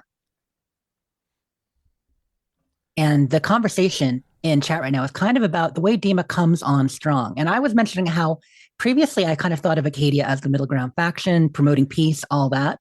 But this time going in and talking to Dima, hearing so quickly how he talks about Kasumi, and then so quickly moves to asking if you're a synth, like he is more manipulative than I remembered. He definitely has an agenda. You can tell that it's not just about like philosophy and interesting questions. Like he is literally leading you on a path. And the things that he brings up, the things he talks about, are you a synth? This is, the goals of establishing Acadia, those are laudable in my opinion. Mm-hmm. A lot of what he's trying to maintain peace, provide refuge, help people, discover themselves and be happy with who they are. And he says that he's not leading people to that conclusion. But then the evidence he gives, the things he says to try to make you say, are you a synth? Or to Kasumi, is she a synth? Is things like, do you have, gaps in your memory? Not remembering this. And the very act of playing a game like this, of course, we don't know about our character's life before the war. So we're immediately put in that mindset like we have to. But everyone has memories, gaps in their memories, things they don't remember from childhood. Like there were just so many random generic things that he then uses to say, well, you certainly could be a synth. Don't rule it out. Do you, no way to Jess? prove. Are you sure everyone has memories like that? Yeah. Mm-hmm. Exactly. Jess, I think, exactly what I'm saying. I think Jess might be a synth, you guys. See that? Oh God, I knew it. But this is my whole point. Like it's so generic, and I don't have his exact dialogue in front of me, which is why I'm not coming up with specific examples. But there are so many of them, and so yeah, like Swirly in chat says seemed kind of manipulative to me. Sulior didn't like him. Clint says Dima acts like he's some kind of cult leader, puts him off a bit, and I totally get that. Like it's interesting. I don't know if I've grown a lot in the 6 years since last time I played, that I'm just a little bit more aware of such things. But yeah, he's really rubbing me wrong compared to first time I met him. Yeah, I think that they kind of did that on purpose. The whole do you the gaps in memory of your childhood and all that. I think they kind of wrote that in on purpose because, like you mentioned, Jess, everyone starts their character as an adult, so we don't know the whole backstory of all this. And if you want to role play, you can create that sort of stuff. But, yeah, of course, we all think there's a possibility of us being synth because none of us remember anything that happened before we clicked play, start new game. Well, even if we went into the vault as a non-synth, the Institute knows you're there because it could have replaced us. Taking Sean. So they could just as easily have put a synth in there. Yeah. In place of you. You actually dropped a note in chat, Ray, where you said it's classic Bethesda that there is no pure good option here with the characters. They have to make you suspicious of them. And yeah. Yeah, and the Harborman probably wouldn't be so bad if it wasn't for Alan. So that guy's a dick. You can't just be all in. These are the good guys. Yeah. That one scene is shocking when you go out for a while and then you come back to the town, Far Harbor, and then they're out there and they have the Child of Adam character on the knees right there, and I don't that's have that yet. oh, do you remember that? I think it happens to everyone as you I do progress. remember it at some point. Yeah. Yeah. I mean, Matt Man in chat says, too many shades of gray. The only thing I know for certain is that Alan Lee is a jackass. Yeah. Yeah. Yep. Spoiler, but it doesn't end up well for the child of Adam, and it was very mob-like. So Yeah, Tectus makes mention of that a missionary was abused by Far Harbor, and that's one of the reasons he resents them. And the previous leader of the Children of Adam wanted to, make amends and be friendly with them. But I still haven't figured out what really happened to that guy. I think Tectus probably killed him. So that's Confessor Martin. I think he and the sister, Agnes or Gwyneth, right? Where they were the ones who kind of discovered more about science and what an atom actually was. And so because of that, they kind of lost faith. But we don't know what happened to Martin's. It seems like Martin just left, but it says he just disappeared. Yeah, I think there's notes to that effect. When you're going through the Children of Adam quest. Martin left. Yeah, exactly. Did he disappear or was he disappeared? He was disappeared. Similar but different.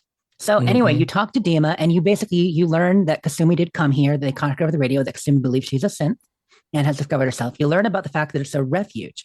If you're part of the railroad, like I am. Now, my main faction is Minutemen, but because my companion was Deacon, I am railroad as well. And if you talk about the railroad, he talks about how some of what they do is misguided, and he focuses very much on the memory wipe thing, even though it's voluntary. He does do that, but he appreciates some stuff about them.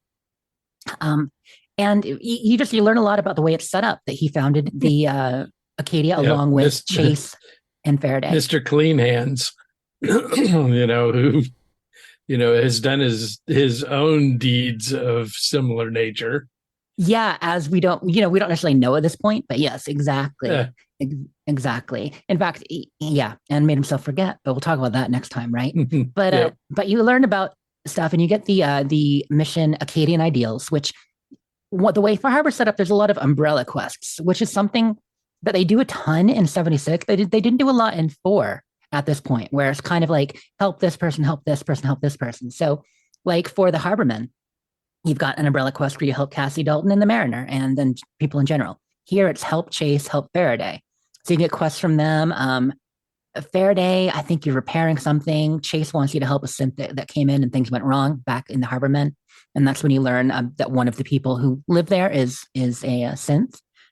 There are more, but this is the only one you learn about. And it's kind of neat. So that's the first part is with Demon. He's like, go ahead, explore, meet everybody. So you do. There are 3 floors. Now, how did you guys play this? Did you go right from Dima down to Kasumi, or how did you kind of play this whole situation? Yeah, I went down to Kasumi pretty immediately. I even told Dima that I'm a member of the Brotherhood, and he still welcomed me into Acadia to run around and check stuff out, which I was kind of surprised about. Like, I made no false pretenses. I told him right away that, hey, I'm here for the Brotherhood of Steel, and he was like, okay, well, you're welcome, and Kasumi's downstairs, which I was like, oh, okay. I thought he'd be more suspicious of me. Does he have a previous knowledge of how dangerous the Brotherhood are to synths and stuff? I don't know. I wouldn't think so.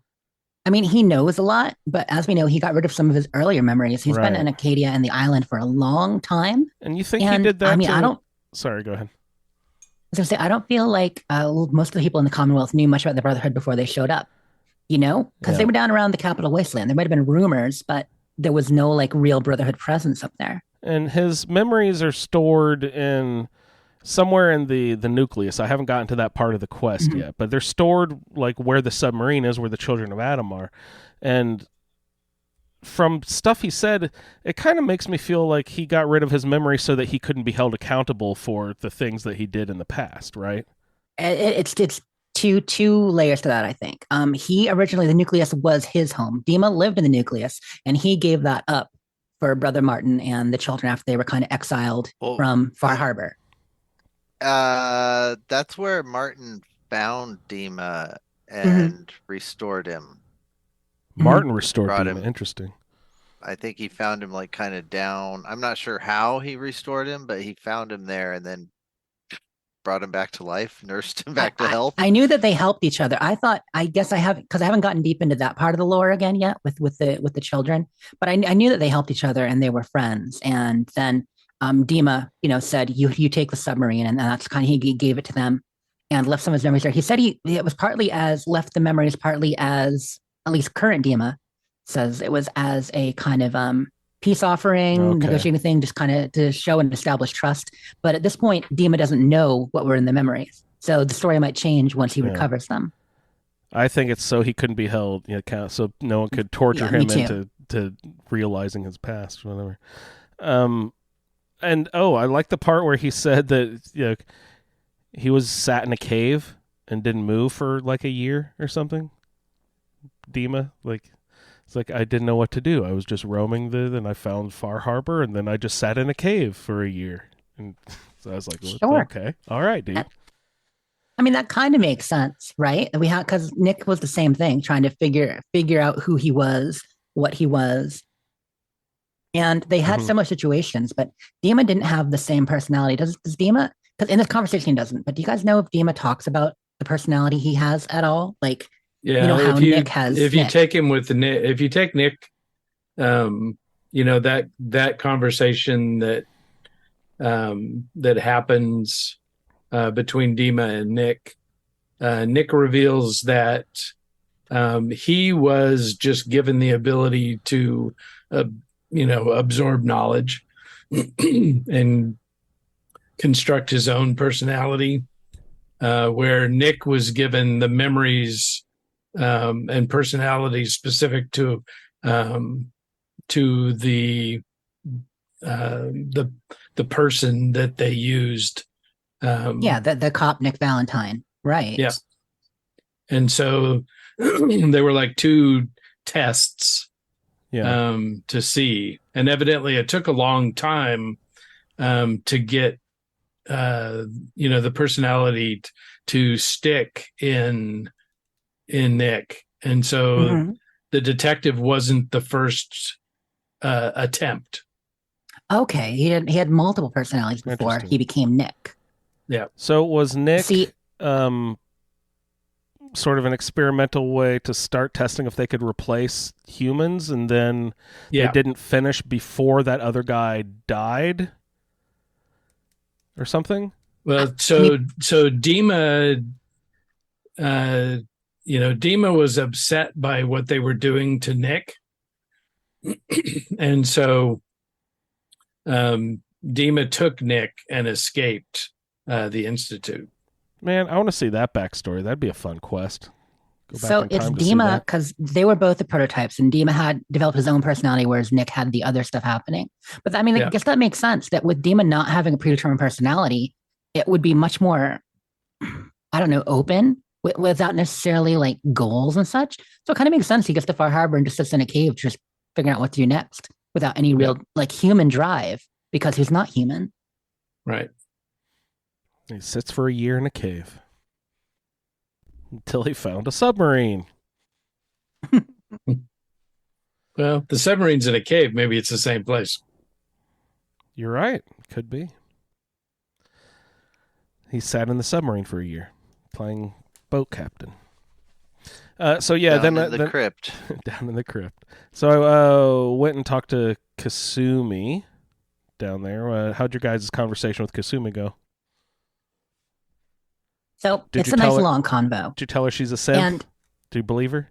No, she's initially very convinced that she's a synth. Like, she's kind of made up her mind. At first, it's odd. It's odd because you feel like she's very set in her ways and convinced. Yeah. But I tried to keep it open in my conversation with her. And I'm like, well, why do you really think so? Like, there's not a way to know. And I'm like, hey, you are a teen. God, I felt bad, like a little bit bad talking down to her. Like, it was a little condescending. Listen, but essentially, like, we all in our life kind of question our identity, our roles. You know what I mean? And it's almost like I don't know. There's almost like a like a GLBT parallel or something there, where you're kind of like you almost feel like you're saying, oh, you think you're this, but you don't know you're this, which I felt kind of weird about, because obviously that's not my attitude. But at the same time, I'm like, you don't know that you're a synth. Like, you know what I mean? Like there is no way to know as far as we know. So she's just assuming without any actual predilection here. So it was a weird conversation. But yeah, she starts out very sure of herself. But then as you go on and you start talking, she's like, actually, I do have some questions here, though. Even though I feel that I belong here and I'm a sentence in my home, I'm concerned about Dima and some information I found. I want to make sure that everything's going right here. Huh. He seems a little creepy. Yeah. Well, it's interesting that she was poking around in his, was it, she listened to a conversation or poking around just his memories when he was working on stuff with yeah, she was Faraday. working on a computer and Found, started, yeah. poking around. Yeah, and I told her that I passed a speech check with her that I told her that it didn't really matter what she was. Her parents still loved her. She's like, but I have a rocky relationship with my parents, and under my breath, I'm like, what teenager doesn't, dude? Yeah, exactly. Exactly. That was kind of the attitude I was coming from. I think there was like a yellow and an orange, and I took the yellow. Convinced. I think the one you took must have been the orange one. That might not have been for you, Ray, because I think that was a harder thing. But yeah, I didn't take that path. So A lot of charisma checks in these conversations, like with Dima, Kasumi, Captain, even back in Far Harbor with people. There's a lot of that here in Far Harbor, which is probably one thing people really liked about the story, bringing that stuff back in.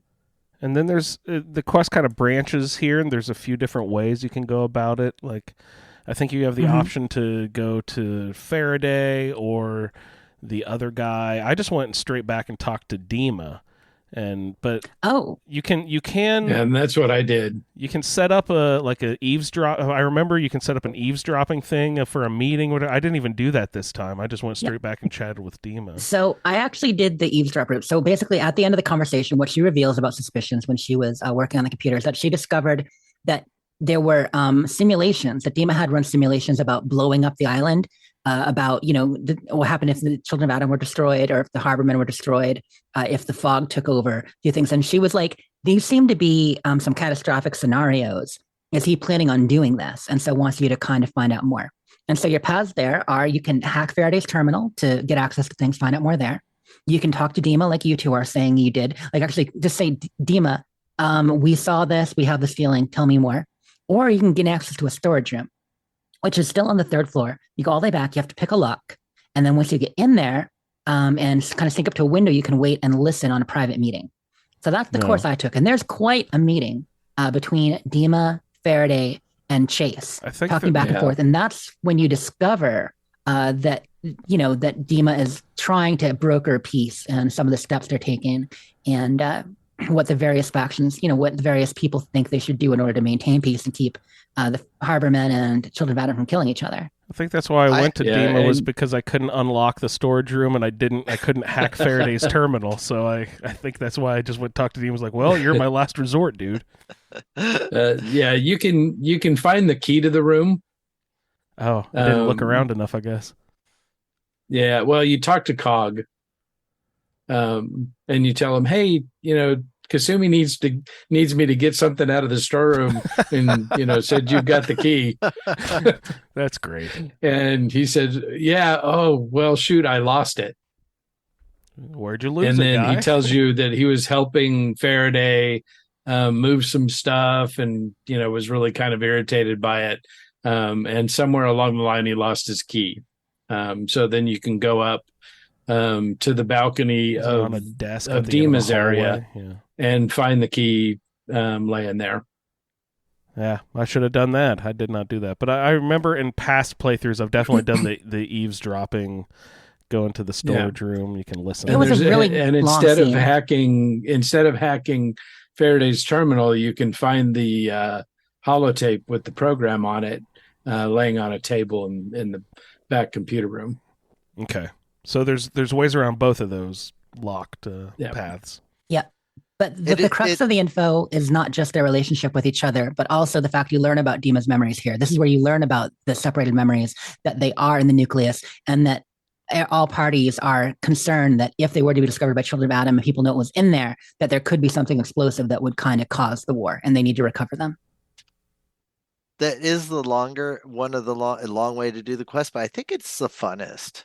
Oh, it's That's well how worth I've it. always done it. I think that's Yeah. the funnest way to do it. If somebody is listening and they haven't done that quest yet, go eavesdrop. It's the best way. If I Yeah, wasn't you get a streaming, lot of I'd feel story the that same. way. Yeah. Mhm. I did it a bit quicker.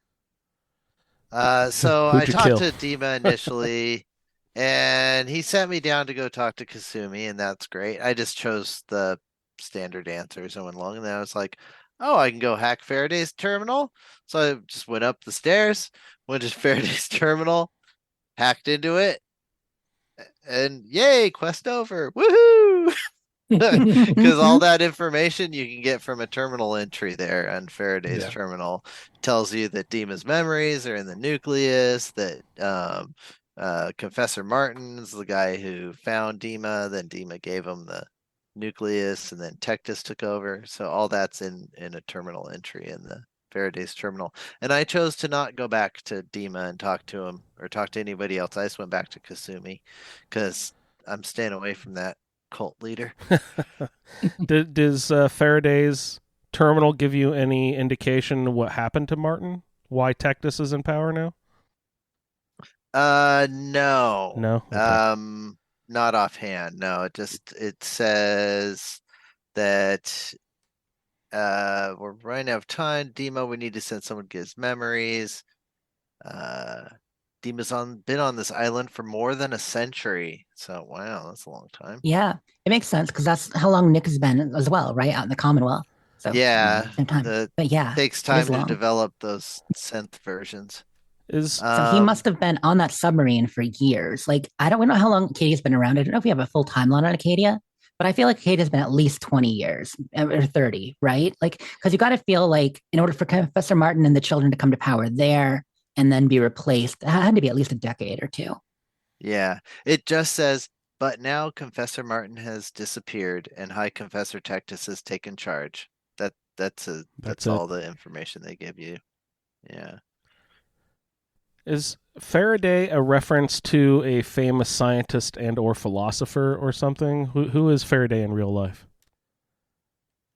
I just Well- know about the Faraday's cage, right? Yeah. What is that? Yeah, Explain. like the anti-static bags that computer parts and stuff come in. That's a Mhm. Faraday cage. Technically, I Which believe. scientist Michael Faraday invented them in the 1840s, it looks like. And he studied electromagnetism and chemistry. So it's probably just a reference. I don't know if there's anything more there. Okay. Certainly Yeah, I was think long it's before just artificial intelligence. Because in Lost, one of the main characters halfway through the show is Faraday, who studies electromagnetism and time travel. So I was just Maybe curious it's a if- Lost reference. Yeah. You know, Bethesda's not above putting in references to pop culture too, for sure. Like, they try to be all literary and oh yeah, Longfellow and stuff, but no, they like Lost. I was just I was certain that it had to be someone in real life, but all right. Does that wrap up the quest? Did we go down all the different paths there? Essentially, yeah. The only thing I did different was after listening to the conversation, I took that instead of going back to Kasumi, I did go to confront Dima and like, hey Dima, I know this. Here's what I know. And that's when he's like, oh, okay. And then he tells you about, well, here's what you could do. If you could be our kind of neutral party who wouldn't be recognized, so Chase doesn't have to go and get the memories. And so you can actually, by telling him this, he doesn't like get mad at you. He actually says, this is convenient. Maybe this will work. And then he gives you the program that you can then use to get in there. So you don't have to steal anything. You don't have to break in any terminals and get it from Kasumi. You get it directly from Dima. I might have So made that- things harder on myself. Maybe, but you still got the program from Faraday's. So either way should work. I did, Um, yeah. Yeah.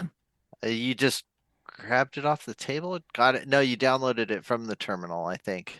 Once you read the journal, then it gave you an option to download. Yeah. Cool. And yeah, I was just given it by Dima. So that's the difference there. Now, you guys who didn't do the terminal and went back to Kasumi. Oh, no, you guys said you talked to Dima anyway. Was it any different talking to Dima when you hadn't eavesdropped? Or were you basically able to get all the info from him?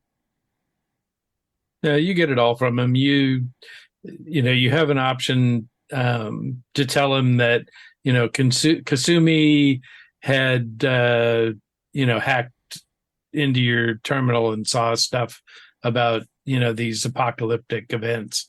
And so then he explains what it is that that it's all about, and then it's a misunderstanding, and then he tells you about the nucleus, and then you have the opportunity to volunteer to help him. Okay. So you still go through all that, but ultimately you get there. Yeah. See, Yeah. it's funny how open Dima is. Like, that is one thing about him. He's a little cagey, manipulative, but he is pretty trusting in a way too. I don't know. I don't know what that means exactly. Maybe he feels like he just wants to give everybody a chance to, arrive at certain conclusions. And while he's influencing you, yeah, I don't know. He's an interesting character. Is he overly trusting, do you think? I feel like he might be, even though he's manipulative. Yeah. But, to be fair to the guy, I mean, he's just getting you to ask, questions. He's not, if you can't think of a memory, before the day the bombs fell, then you are a synth. It's always, just, this is something to think about. His philosophy. You may be, and we don't have, and he tells you, we don't have any way to tell that doesn't kill you. But doesn't it seem like he wants you to question, like, not just question in a way that resolves for yourself, but question in a way that makes you arrive at the idea that you're a synth? Or is that just maybe my interpretation? Because I feel like he wants you to stay with them. No, because he never really pushes it, as far as, if you want to keep coming here, you have to be a synth. Wait, he did or did not? Does not. Some of the others do. Some of the other residents there, like the guy behind the bar, a few others are very protective. They're very suspicious people aren't synths. The one girl, Julie, who said that she had a botched mind wipe. I don't know if I'll get more information from her later, but that was an interesting conversation and you don't know if that was with the railroad or something else, at least in my first time talking to her. I don't know if I'll get more information later or not. Yeah, she won't tell you anything. She doesn't like to talk about it, but eventually you'll get her to, reveal that, she doesn't really like to talk to anybody but Cog. And then Cog will tell you, what she's told him. And then you get a quest to go back to the burning boat and open the chest. Okay. Because you have to have a key. I'll have to look at this. So there are a lot of little side quests here on Far Harbor. That's also one of the reasons why. Key? Yeah, is it like a Victoria's key or something? Yeah, okay. That's the key. So that was Jules' name before she had her mind wipe. Oh. And then once you get that open, I think there's a holotape in there, and then you find out the secret to the whole thing. That's super and that's cool. all I'm gonna say. Yeah. I was just going to say, that's one of the reasons why we're doing a full 4 weeks of quests here, or 8 weeks total on the Roundtable, is because there's so much to discover in Far Harbor. Like, where you belong, not that big of a quest, but I didn't want to cram this plus, the forgotten memories and Dima's Blue Nightmare. Like, arriving and then immediately Dima's Blue Nightmare seemed too quick for me. But we can fill the time with all these side quests, which I know you guys are already doing. I think that the pacing has been fantastic.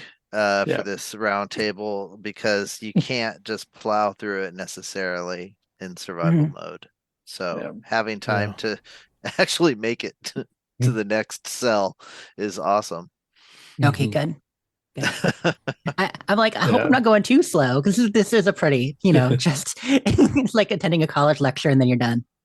Yeah, and then I'm only level 33, so. The more time I have, the better. Well, because getting into that computer room to get those memories is going to be challenging in survival mode. So you're 33. Steve is 52. I'm 42, or 56 is Steve. Andrew, where are 56, you yeah. at this point? I'm 60, 80 something. 68 now. But I've been doing the Oh my save goodness. scumming thing to make sure Idiot Savant procs. But I've noticed something strange, that sometimes I get the animation that Idiot Savant has hit, but it still only gives me the base XP. And so I still have to reload and reload and reload. It's weird. It happens a couple times in a row that it says I got, the Idiot Savant thing. You see the guy pop up and everything, but it doesn't actually give me the XP. Oh, you're not seeing the extra Yeah. points when it counts? But so the first time I did, I was like, well, weird. I wonder if it just did it in the background. I didn't notice. And then I, went back in the Pip-Boy said, no, it didn't give me anything. So since then, I've just, if it doesn't show it when it says quest complete and give me the extra XP there, I keep reloading. And so it is weird. I have gotten a few, it's procs a few times without actually giving me the XP. I'm like, give me my XP, damn it. When I was back on my old character, leveling up to go to Far Harbor and testing things, I did find that with her intelligence of 6 compared to my intelligence of 10 on Drake, my current character, it did proc a lot more. Like, you wouldn't think it'd be that much more, but I felt like I was seeing it twice as much, which seems unlikely. I mean, if you're going from like 2% to 4%, like, yes, that's twice the percentage, but it doesn't feel like it Not should be twice as significant. much. Yeah. Statistics. I mean, I'm sure if you work with statistics, maybe that is appropriate, but I was just surprised how much more I was seeing it. There's lies, damn lies, and then there's statistics. Exactly. I think even if you haven't Yeah. maxed out, you only have an 11% chance to get it to proc or something like that. I was looking at it the other day. It's not high, whatever You'd it say is. it more, but not that much more, you wouldn't Yeah. think. But hey, that wraps up the quest. What are we going to jump into next? Well, I was thinking maybe. What time is it? Game time! Boom! It's Father's Day this weekend, guys. You want to play a game? I would Let's like do to it. play a game. I've got a Fallout 4 centered game here. I'm calling How about global Father's Day. thermonuclear war? Would you like to play a game? I was just typing that. yeah. Love it. But yeah, sorry, No. Father's Day. You're saying. Father's Yeah. Day for this weekend game time. We're going to play a game called Father's Day, and we're going to compete for some folks in the live chat. If you would like to make yourself available to win a prize from the Fallout feed, join our Discord and show up to watch a live show and chat with all our wonderful group members. Make some friends, hang out, and you yourself will get a chance to win a prize from the Fallout feed. So, in the live chat tonight, we have Clint and Jason, Green Dragon. So, Ray, you'll be playing for Clint. Jess, you'll be playing for Green Dragon. And Steve, if you win, you can reap the benefits of the prize here. So, tonight, we have dads from Fallout 4. I want you guys to chime in with your name when you know the answer. I'm going to give you the children's names, and you just chime in with your name and tell me which dad I'm referring to in the Fallout 4 universe, okay? Okay. These are all from Fallout Okay. 4. No other Fallout games. Fallout 4. All Fallout it. 4. And if there are multiple children, I will give both siblings names. I might make it too easy if I give last names. Do you want me to say the last names of the kids too? No, maybe just first names, Okay. unless we're failing horribly. We'll try it with Yeah. just the first names, and then if it sounds like you're failing horribly, then maybe I'll toss in the last name too. I'll pause for a minute and then toss in the last name. All right. So Ray, you're playing for Clint. Jess, you're playing for Jason, and Pip-Boy Steve playing for your own glory. All right. We'll start here at the top of the list. We have Daniel and Jake. Jess, Jess, Mr. Finch. what's his name? Do I need his actual first name? Oh my goodness. Steve for second. Yeah, I don't got it. Steve, you stealing? Steve, you want to steal? Yeah. Abraham Finch? Abraham Finch is correct. Good job, Steve. Nice. Next, we have Lucy Abernathy. I gave you her last name. Did anyone know the first name of the dad? Ray. Ray. Blake. Blake Abernathy. Good job, Ray. Oh, good. I couldn't think of that. Okay. Here, I'll just give you the first name, and I'll pause if you don't know it from then. I'll give you the last name. We have Amelia. Amelia. Any takers on Jess. Amelia? Jess. Paul? Nope. If I can give the last name, and you can be in it again, Jess. Amelia.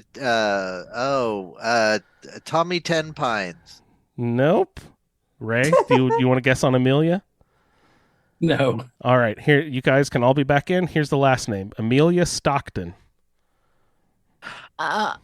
Old man? Stockton? Old man Jess? Stockton. Jess. Old man Stockton. Good job. His name is Old Man. Oh, it Does he is. actually have a first name? No, I'm this, suddenly- in the wiki, his name is listed as Old Man. That is his first name. Oh, gosh. We Is are it- one each now. That's Love it. hilarious. Does he not throw off 1,000% synth vibes? Man. Yes. Yes. Yes, he does. Especially considering his daughter. I haven't done these quests yet this time. I haven't done Finch Farm yet this playthrough, and I haven't rescued Amelia, so I totally forgot about them. Have you been down to Yeah. Warwick yet? Because No. the dad No. the dad there, I think, is also might be a synth. Because He they talk is. about how his personality has changed overnight, and he used to be a mean alcoholic, but now he's super nice and like. But they like him. Yeah, no, Yeah, they like the changes. You can actually find they this on a like terminal the in the synth ST. better. Yeah. Well, yeah, there's a quest for it. There's Oh, a is whole there? quest around it. Oh, Yeah. cool. Yep. I want to do that one then. All right. Up next, You got to do Institute. Yeah, his Oh. disgruntled employee. Well, I Yeah. haven't even been to the Institute yet because I'm not playing much of the main quest. neither. yet. But I Right. need to. Me yeah. either. I haven't done the railroad stuff either yet, but I need to for the ballistic weave. All right. Up next, Yeah. we've got All right. Imogen and Jack. Ray. Ray. Yeah. What's his first name? Lorenzo. Lorenzo Cabot. Absolutely. Good job, Ray. My man. He is your guy. All right. Up next, we have Alice and Julia. Alice and Julia. Hey. Give us a little time. We might get this one. Yep. Sounds familiar. Alice. No, I'm like, is it Somerville? But I'm like, no, there's a boy and a girl there. That sound like two. Actually, no. Are there female two names. girls? I think Are there? I There was think a they're boy both down there. girls, but I was thinking one of the Covenant families, and I can't remember. Oh. All right, here comes a last name. Alice and Julia Thompson. Thompson is the last name. Alice and Julia Thompson. Oh yeah, Well, that that's no cleared help. everything up. Any guesses? Nope. Everyone No. give. They are children of Enrico Thompson of the Institute Facilities Division. Enrico Thompson. Oh, Jeez. That's a tough where one. we haven't been this No one has playthrough, been we were there just all yet. discussing. But yeah, there are little institutelings running around. Yeah, there's a bunch of kids in there. And up next, we have Charlie. Charlie.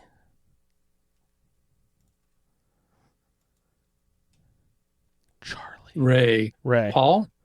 Nope, not Paul. Ah, Jess, Oh. have a guess? No. Steve, have a guess? No. Clint in the chat, do you have a guess? Yeah, keep thinking of all these kids, and that doesn't work. I have no idea. Clint knows in chat. Clint knows. Clint, he Can knows. we- says it's can we let- Clinton. Clint knows. Clint got it. I will give Clint credit for that. So who's that? Ray, I'll give it to you because Okay, Clint got good. it. What Good was the work, answer? Clint. Clinton. Better chance of winning that way, Clint. It's a random encounter you can run into Charlie and Clinton. Charlie's his daughter, and Clinton is the dad. I always ran into Oh. them on a hilltop when I'm running to Sunshine Tidings from Abernathy Farm. There's like a hill you cross over right before that pond, and on the top of that hill there's a little campsite where there's a bunch of different random encounters that can happen, and I ran into Charlie Yeah. and Clinton there a few times. So Is that she puts- like a vendor? Does she barter with you? And she's kind of a jerk? no, that's the one that has the sentry bot with her. That is, Okay. I forget what her name is, but yeah, there's a little girl vendor that roams the wasteland that has a sentry bot as her protector. So Ray, Yep, I'll she's cool. I'll honorarily give that to you, but Clint and chat figured that out. All That right, puts Ray at 3 and Steve and I at 1 each, right? I believe that is the count. Wow. Nice. Next up is Nina. Nina.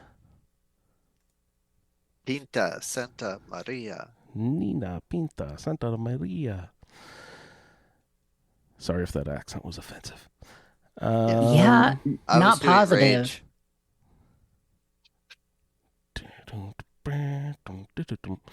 I mean, we know she's right. a Diamond City girl, right? Isn't There Nina you Diamond go. City? Yes, and she's you're at on the Science right. Center? You're on the right track, Nina. Yep, Clue. you're Yeah. getting there. You're It getting makes there. me want to like guess Paul for a third time tonight, but it's not. She's not Paul, so I don't remember. Steve, Ray. All right. How about a last name? Nina Rodriguez. Ray. Ray. Arturo. Arturo Rodriguez, Diamond City vendor. Good job, Ray. Good one. All right. Up next Ray is has a commanding lead tonight. Up next is Quentin. Who's little Quentin?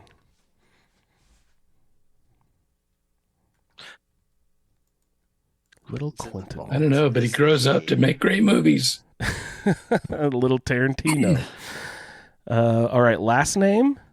Quentin Fillmore. Does Fillmore give anyone a clue there? Quentin Fillmore. All right. As none of us have been there yet again, this is another Institute one. Nathan Fillmore is the Institute Advanced Systems Division head. Cool. Up next, Janny and Wally. Janny and Wally. Or Janie and Wally, not Janny. Janie and Wally. Okay, this is probably your Somerville crew, but I'm not remembering his name.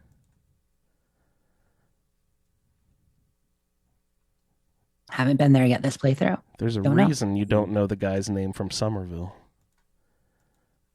Oh, Because he's named Settler. Yes. Settler is the answer. All right, here, if I give you the last name, it's just going to be a race to who can say their name fastest. Janie and Wally Warwick. Jess. Jess. Roger. Roger Warwick. Absolutely. Good Finally got job, one. Jess. Roger Warwick, a synth replaced by the Institute. Okay, everyone put your thumbs on your buttons for Pete. Who's little Petey the child of? You guys are going to kick yourself. Paul. Oh, way to go, Ray. Good job. You guys, 5 for Ray. you guys oh have my said God, you guys have commanding said lead. Paul like 4 times already. It's just like if you didn't get it on this one, I you're know he had a kid. Damn it. Yeah, I knew it, but yeah. Oh gosh. All right. Okay, this one is the synth Little Sean. Jess. Jess. Nate. Oh, the wait. synth. You're tricking us. Ugh. The synth Father. Little Sean. Father. Good job, Ray. Uh, All right. Next one is, I have to give you the last name here because it's a repeat of a name and it's not Lucy Abernathy, but we have Lucy Grandchester. Lucy Grandchester. Oh. Everyone know who she is? From the Grandchester mystery you mentioned, the, right? the little Yeah. ghost girl running around. Yeah. Don't remember the dad's name. I think it's only mentioned in a terminal or something. I don't think you actually see him or anything. Smith Grandchester. Any other guesses? All right, I'll have to X you guys out on that one. That is Hannibal Grandchester. And you'd have to be digging through some terminals or books in order to figure that Jeez one out. Louise. All right, we'll go back over to Far Harbor here. Small Bertha and Tony. Small Bertha and Tony. Do you know who their Shoot, father does Small is? Bertha have a dad? I know. That's what I was thinking. No, she Sarah. doesn't anymore. No idea. But in No conversation, she mentions that her father was a great mechanic. And his name was... Anyone have a guess? Sturgis? No. Oh, I wish. The Mariner. Not Mark. yet. Mark is her father's name. Okay, buddy. We have Aaron. Aaron. Does anybody remember a kid named Aaron? Erin, the female spelling. Yeah, I remember her, I Mhm. think. But I don't know who her dad was or where I saw her. I'll give you a hint. She has a kitty cat that we go find. Oh, what's his name? He's all fighty. Asshole. Her mom is Alexis. What's her dad's name? Yeah, asshole. Yeah, pretty much. Yeah, pretty much. Aaron Combs. Combs is the last name. Oh, Combs. Anyone have a guess at the daddy's name? Jess. Jess. Lonnie. Very close. No, I'll have to X you guys out on that one, too. We have Holt Combs. Holt Combs. What a weird ass name, Holt. Holt. Oh my That goodness. is a weird last name. That is a Or different first name. name, even. All right, here's our last one for the evening, guys. All right. We have Billy. My good What's his pal, last my name? good pal Billy. And I can give you, with the last name, help you get his dad's first name though. Billy Peabody. Jess. Jess. Matt. Oh my God, you pulled that one out, Matt Peabody. Wonderful Nice. job. I That's just really watched good. I just watched Salior do it a week ago or 2 weeks ago. That's So, yeah. great. So let's see. Ray has 1, 2, 3, 4, 5, 6. Good job, Ray. Got 6 of them. Jess has 1, 2, 3, and Steve got 1. So it looks like Ray, you're the grand winner. Clint, we will be sending you a gift certificate to use in Jess's Threadless account there to find a nice piece of merchandise for the Fallout feed. Thanks for playing, everybody. That was this week's edition of... What time is it? Game time! All right, let's roll into the rest of the show. What do we have in the way of Iguana Bits and news and stuff? Because absolutely nothing happened considering other games, I'm sure. Nothing happened. Nothing happened. Nothing at all. There weren't like 100 conferences and showcases and, big 45-minute Starfield reveal. No, that didn't Yeah. happen. So it But what? was amazing. I know, they discussed it on Skyrim Addict. We don't need to get into it too much, but yeah, Starfield was revealed again. 45-minute Starfield Direct. It was everything I hoped for and more. Yeah, I made pretty the great. I made the comment. Holy shit! After all this, I feel like I've actually played the game already because it was long. I was expecting like 10, 15 minutes. It was 45 goddamn minutes long. It was crazy. Mhm. It was like I didn't know I had been hoping for all that stuff, and it was amazing that it was all there. Layers and layers. It's like 5 or 6 games in one, in a way. You know what I mean? Because it seems like they really fleshed out all these systems. I mean, we know we love all the systems in these games and in Skyrim and Fallout. Especially, I would feel like Skyrim in a way has a little bit more independent systems in some ways than Fallout does, as far as like being able to live as an alchemist, being able to do this and that. But like here, it's like you can basically just play the whole shipbuilding and fighting game. You can play the factions. You can play. We saw so much characterization. Looks so deep with the different levels. One thing I'm actually the most excited about, and this isn't necessarily Iguana Bits, but just since we're talking about it, the skill system. Have you guys looked at that skill system and how it's going to work again? No, I was just about to ask you, what is their perk chart or perk tree or whatever? Just like Skyrim has the tree and thing Fallout that has the chart. excites me about it is there is a tree, but it's like they learned from the way that they do the Skyrim Elder Scrolls leveling system, where you level by doing jump, jump, jump, acrobat, run fast, or pick lots of locks, sneak and crouch against the wall. They learned that system, the leveling by doing, people really liked, but it could also be abused in some ways. And then people really like picking perks with cool names, getting tangible, larger benefits like they have in the Fallout series. And of course, with Skyrim is a little mix of both because you level by doing, but then you assign a perk at the same time. Well, the way that they did it in this is there are perk trees, but they're gated. So as you level up, you get a perk point, like in Fallout. Okay, each time you level, and you level via XP, the way that we do in Fallout. But in order to actually increase in certain skills, you need to accomplish goals within that skill. So, for instance, if you want to keep leveling up in your sneak, not only do you have to get a perk point to put in there, but you have to have, gotten a number of like stealth kills, or you have to have, done a lot of sneaking with this. You have to have picked a certain number of locks. Like everything in there is kind of gated. If you're going to level up your, gunplay, you have to have used this type of gun a lot. So they're using both the Skyrim system where you have to do it and the perk choice system with Fallout where you have to choose it. I just think that's a kind of really cool mix of the two systems. That's pretty amazing. Whenever I was playing Skyrim and I moved over to Fallout, because Skyrim I played before any of the Fallout games, I was like, this Fallout level up system sucks because, you just kill stuff to level up. That's all the only way to level up. You don't actually have to hone your skills or whatever. But then as I've played Fallout, I go back to Skyrim and I'm like, God, this level system is just whatever I'm used to. I prefer, you know what I mean? So I'm excited to learn a new level up system there. That'll be great. But the building looks so good. Companion recruitment is really neat. We learned more about Constellation finally. I was excited to kind of learn what that is. That when they talk about the last group of space explorers, that they used to be larger, that now they're smaller, and they're a little bit legendary in that some people don't even know that Constellation is still around doing what they do, looking for information on the artifact. And that's part of the whole main quest. And they still didn't get deep into the main quest, but at least now we know a little bit more. And kind of like I was speculating the other day when people said you're a miner, it is very temporary. Even in the clips that we showed, shows that, what did you do to end up here? So you get a background. You used to be a doctor. You used to be a lawyer. You used to be this and that. And then in the early cutscenes, you're like, what did you do to end up here? So it is kind of, you can still totally flesh out your character. Mm-hmm. It's not like Fallout 4 where they're saying, hey, you were a war hero. You were a lawyer. They're like, no, you can still choose your background, all that. And being a miner is temporary, like being a prisoner in the Elder Scrolls. Yeah. Anyway, it was awesome. I mean, there's so much to be said about it. I'm just...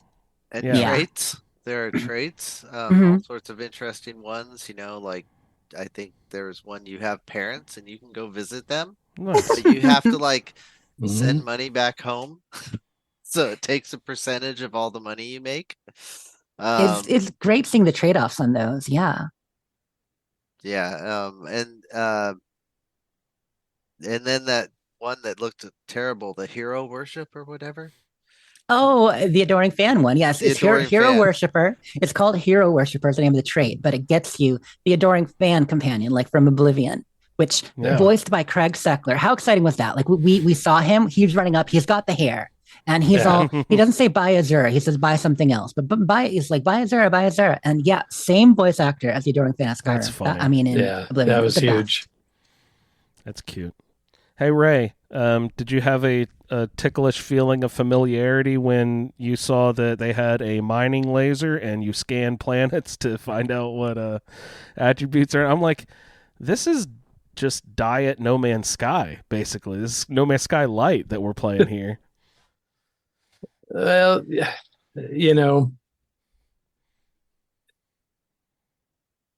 when you shoot a gun in Fallout 4, you're not playing Call of Duty. Right. Thank you. When you shoot an arrow in Skyrim, you're not playing, Zero Dawn. Right.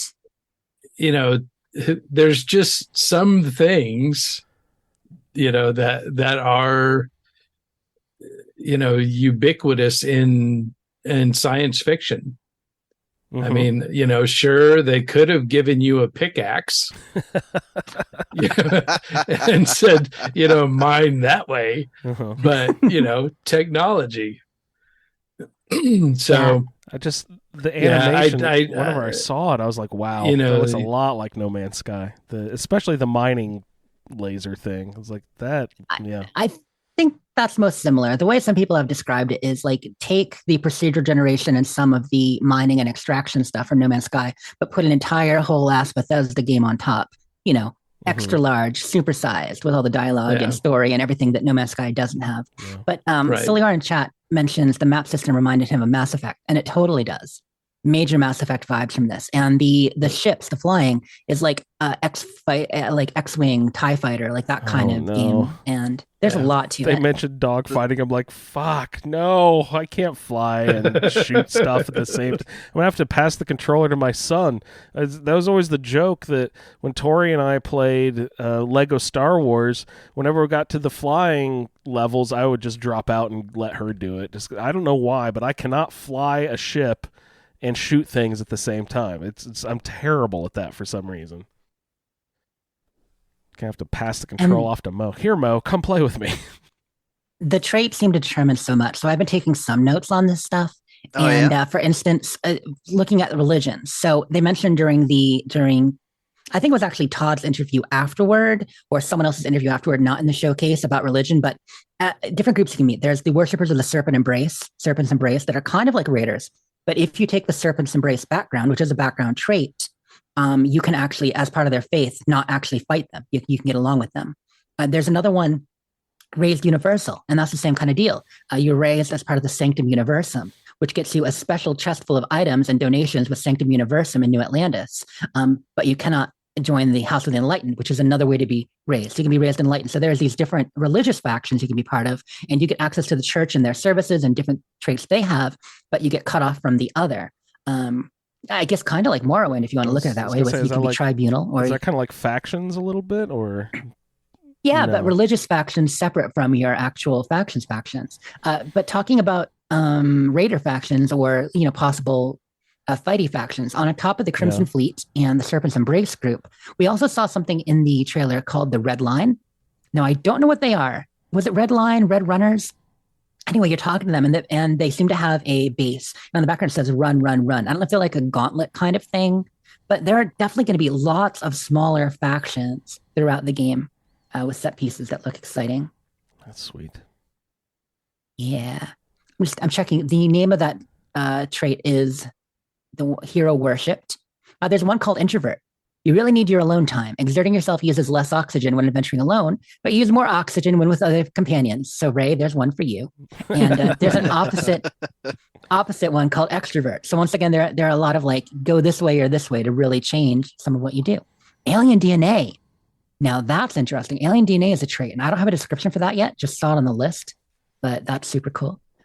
Terra Firma, they're a pro-Earth group. So we talked about the mystery, and some people think this will be a big deal. Others don't think it'll be that big of a deal, but the mystery of what happened to Earth. Mm-hmm. There has been some discoveries here. One of my friends, Lexi, as part of the Lorefield group. So during this, if you guys have watched a couple times the trailer, you saw that there was what looks like the St. Louis Arch, right? The big old, do you see that on that one picture? You get like a planet that's rocky, but there's a big St. Louis Arch there. Yeah. Mm-hmm. So on that picture, the arch itself in our world, real life, faces north-south. But in the picture, you see the sun rising on the side of the arch that would normally be pointing north. So there's some people surmising now, what if an asteroid or something hit the Earth that changed the Earth's rotation on its axis, or whatever, and that's why the Earth has been destroyed, or we can't really go back there much. Don't know, but I thought that was a really cool find, that the sun was rising in like almost a 90-degree from where it would be in our regular world now. But yeah, there's so many little things, so much to discover. Super psyched about Starfield.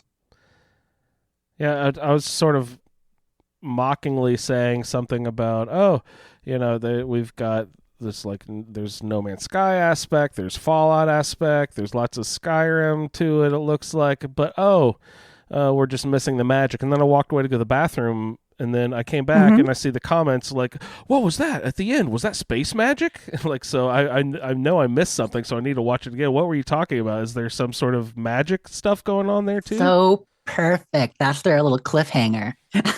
Did that take you by surprise too, Ray? Like, I was just like, wait, what? It was right. A fantastic way to end.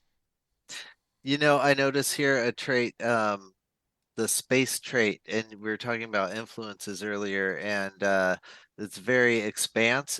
You have better health in space and your decreased health on a planet. So your health and endurance are lowered when on the surface. That's kind of like the belters raised in space. Your body's become acclimated. Mm-hmm.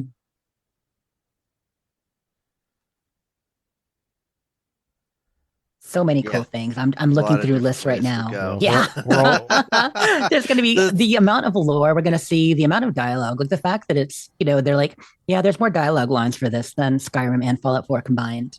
Yeah, It's the the scope game- and size of it is daunting. It is. We could be playing this for so long because even the main quest is like what, 40-50% longer than the other ones. Yikes. And of course there's plenty of side quests too. And then we've got the 1,000 planets, which means there's all of these planets with their own, a lot of them procedurally generated. A lot of them are kind of empty. You're just going to be there for resources or building or just to explore and discover, like No Man's Sky. Like that's the most No Man's Sky aspect. Are the planets that aren't necessarily part of the main quests or even like main faction quests that are, we don't know how many that they've done a lot of hand-tailored content on. You know what I mean? Maybe it's 20, maybe it's 50. And then on these more procedural ones, there are lots of like Radiant quests where it'll spawn things that have been handcrafted into the procedural environment. You know what I mean? So you'll get a lost cave, you'll get a base, you'll get a certain faction like having a location there that you got to do stuff with, and they'll have a quest for you. Maybe an entire outpost that'll give you a quest, and that's been handcrafted, but it's on top of this procedural world. And so you might have a similar experience to somebody else on two different planets, and that part's going to be a little bit odd as far as comparing and contrasting experiences. But maybe that'll change it.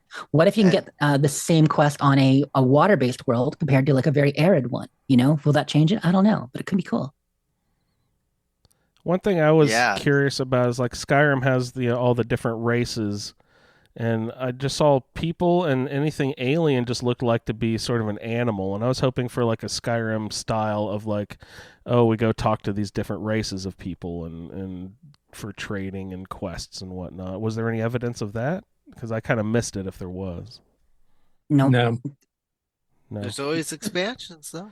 It's the biggest speculation right now. The biggest speculation is we're seeing all kinds of alien creatures, but will there be alien intelligence? Yeah. We know we're going to be tracking alien intelligence most likely because of the classic, there's an artifact, it leads you somewhere kind of deal with the main quest. We know that.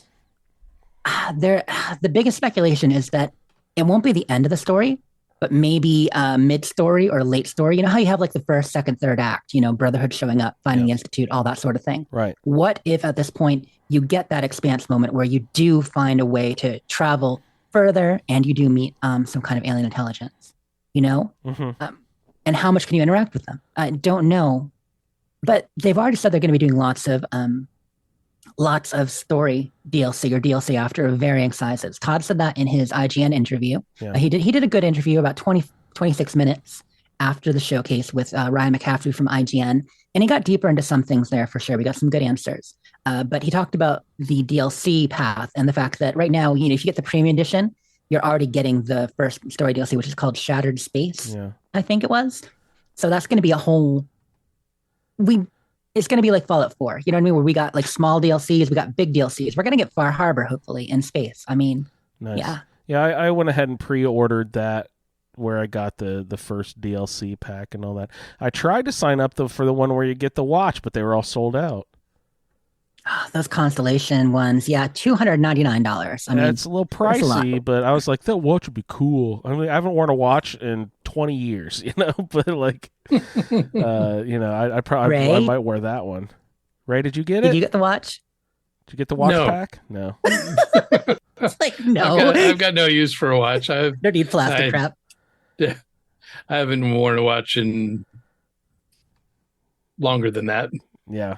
Ever since I've had a phone in my pocket, I stopped wearing a watch. I used to be a hipster and have one of those cool belt band watches that, like, it's sort of like a pocket watch, but it hung off my belt loop, and I had one of those little wire things on it, so you could stretch it out and look at it and zip it back to your belt loop. Such a nerd. Yeah. I mean, it could have been a pocket square and a classic pocket watch too. You could have been nerdier. Yeah. It's like if I had a steampunk hat and some goggles on, then it would have been perfect. I mean, that sounds pretty cool to me, honestly, but yeah. All right. Anyway, we saw a lot of cool games. Starfield, a lot of more stuff at the Xbox showcase, and there were all week all kinds of cool things happening. Game I'm most looking forward to that you didn't really see at any of the events, but there is a musical RPG coming out in August. It's an indie RPG that's done in the form of a musical, Huh. like kind of like a Buffy musical episode or something. It sounds awesome. It's got some great voice actors in it, and I'll have to look up the name again to share cool. it. But yeah, really looking forward to that. Neat. That sounds fun. Yeah, that's probably going to be my other game I play in between. Baldur's Gate 3 coming out a couple weeks before. I mentioned last week, but there are so many things in late August and all through September. So many games. Mhm. I You am have to pick and looking choose. forward to the DLC for Cyberpunk coming out. Although I Yeah. feel like Starfield is going to be competing with my time for that. That's Yeah. September So- 26th. Yeah. Yeah, 20 Well, days will not be enough time.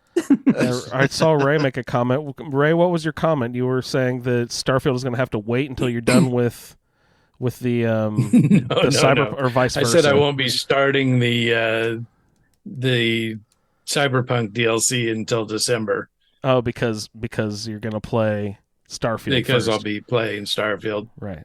Yeah, I'm kind of thinking I might do that too. Just wait until there's a price drop. The somewhere. thing about that Pick it up. DLC is it's especially if you're somebody just starting Cyberpunk or thinking about a full playthrough, it's going to encourage a full playthrough of the game again and not just playing with an old character because they're revamping the police system, they're revamping skill system, faction system. Like all these systems in the game are getting a revamp with the DLC. They've said.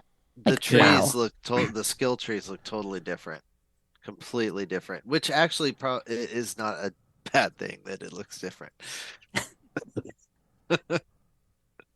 It's a little spider webby weird the way it was. So I think the way they're doing it looks a lot more organized. And so yeah, it's good. Yeah. Cool. I'm just spitballing here because, like, for Iguana Bits, I put no notes about any of the conferences or Starfield or anything. I just figure we talk about what we talk about because there was a lot this week. Anything anyone else wants to bring up about non-Fallout stuff before we hop into the Fallout? Well, I watched the Starfield thing, and then I just turned it off and walked away. And Mo and I went and did some stuff. I didn't even know there was a Fallout thing after to talk about too.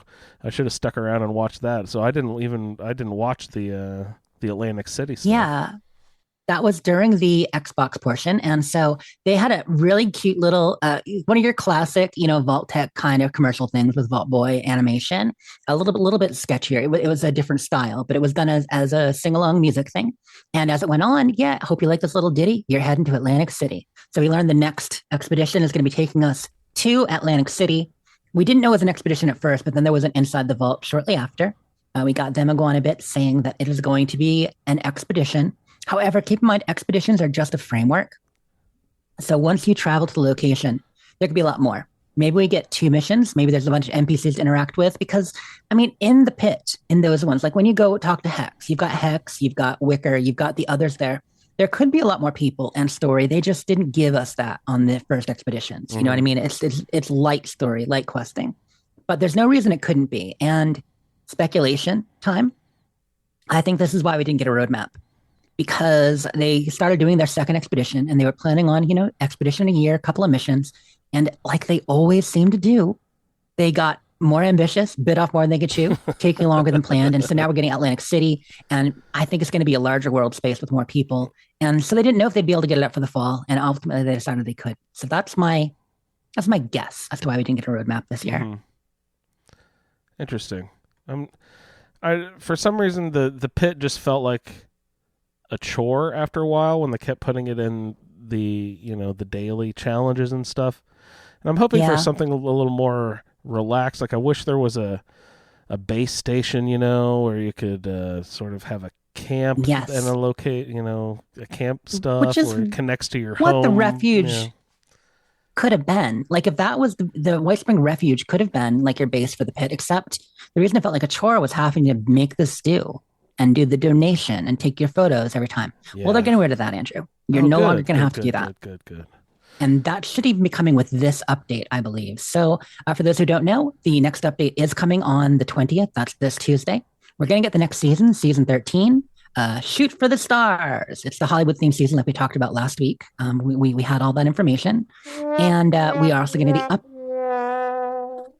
Sorry, goodbye, Scorcation. No, Scorcation. But it is a cool looking I- scoreboard. I need Mo to record a score-tirement Score shout. tyrant. Retirement.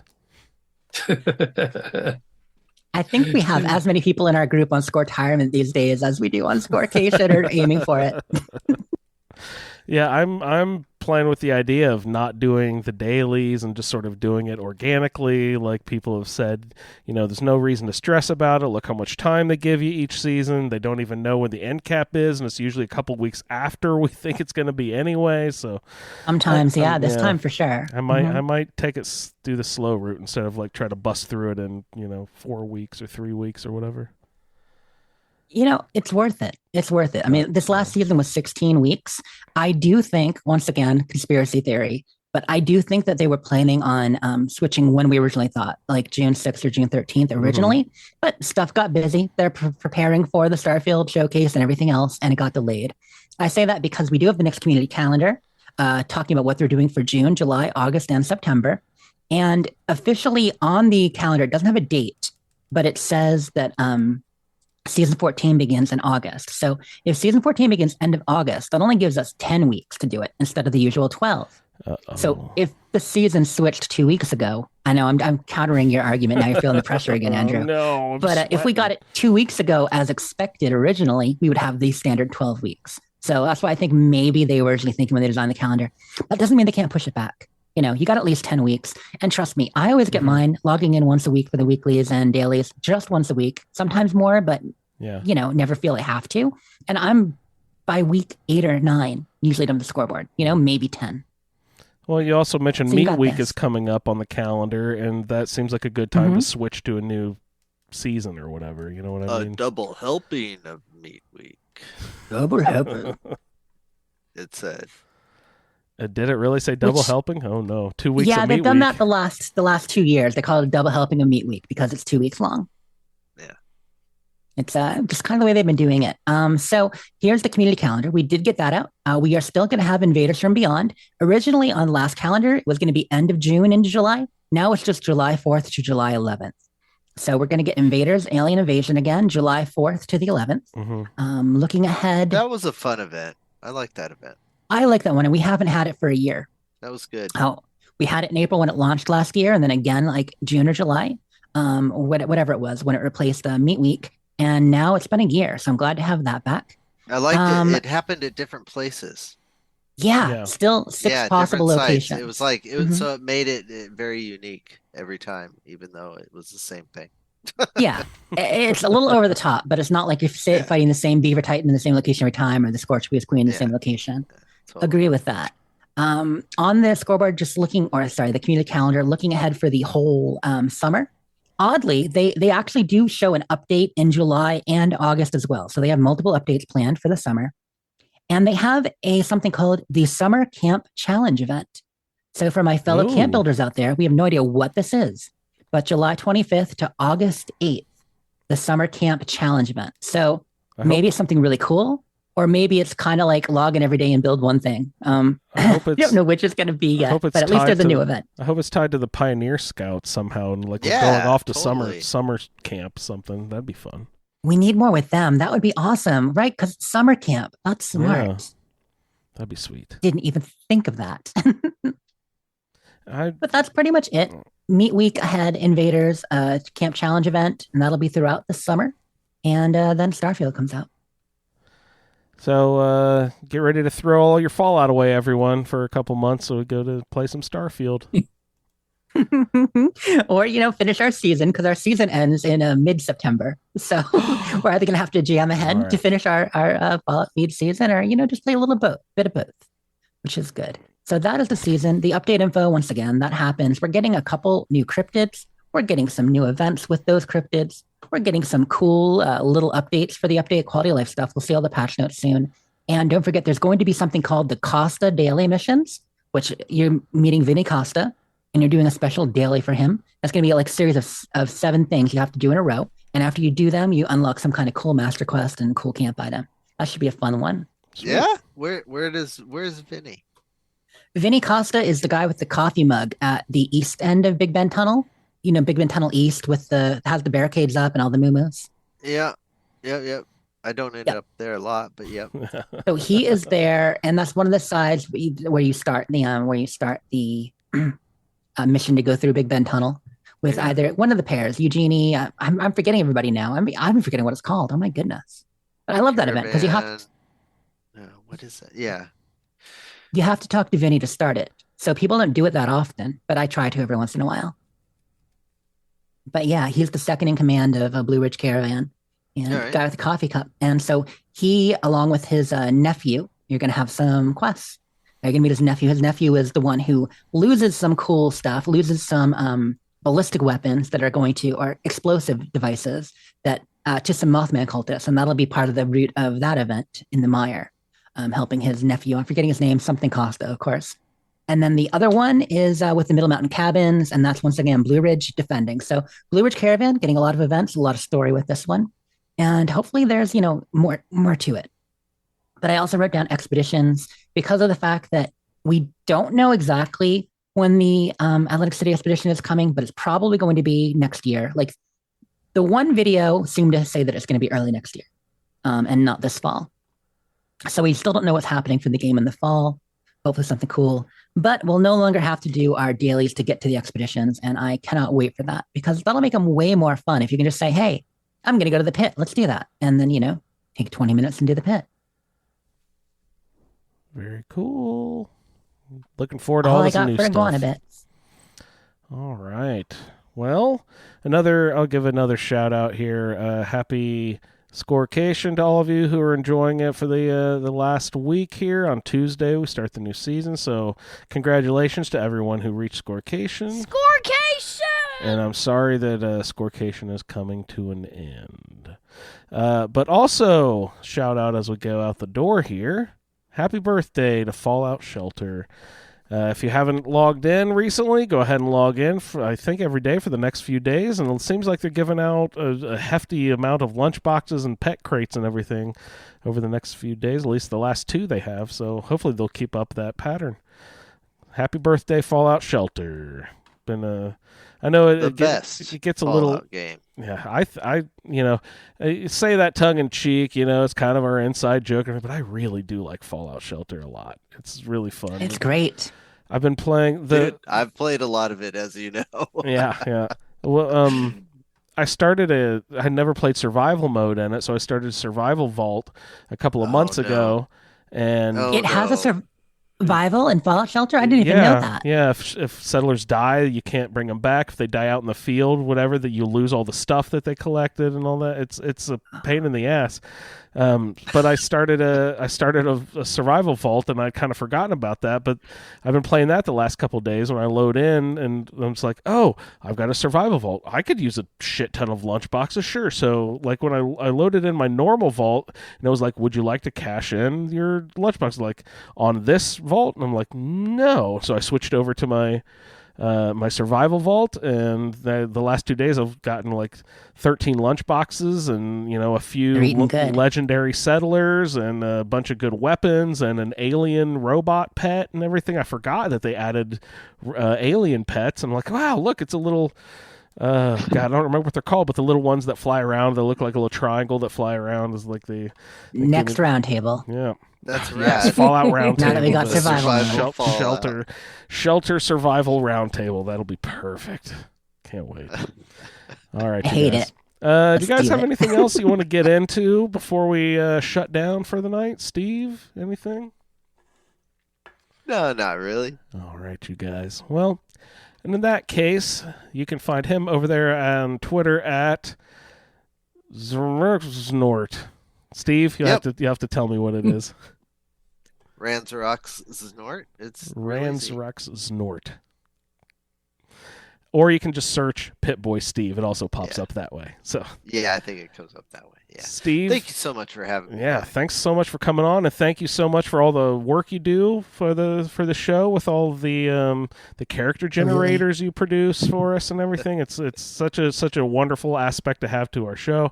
Just the ability to just head over to the website and just sort of punch a button and come up with all these random attributes. It's such a beautiful thing, and thank you so much for all your hard work on that, Steve. It's really appreciated. Yeah, thank you. And you can find her over there on the Twitter at Sleep is for Tea. Also at You Wastelanders for all your building needs. And at Dames Who Game. Jess, thanks so much. Thank you. Ray can be found at a Skyrim Addict if you're looking for some dragons, boards, and swords. Can also be found at Ray LB and at BBCISSS for all of your space travel needs. Ray, thanks so much for hopping on. Good times. Should have a new episode out soon. Oh, good deal. And I can be found at Indie Android, and the show is at the Fallout Feed. I'd like to thank everyone for downloading this edition of the Fallout Feed, and we will see you in the Wasteland. Thank you for downloading this episode of the Fallout Feed Roundtable. If you are interested in doing a play-along character with us, the show can be contacted by emailing falloutroundtable@gmail.com. For the Roundtable schedule, our Amazon link, and all other show information, please head on over to asapodcasting.com, where you will find the Fallout Feed, a Skyrimatic podcast, our YouTube channel, the Chatterbox, as well as other content. Once again, thank you for downloading, and we'll see you in the Wasteland. Double helping of Meat Week. He's really rubbing me wrong. Doing science foreplay. Did the opening. I get cocky. You were wearing beer goggles. Come all the way there. Probably in like your ring slot.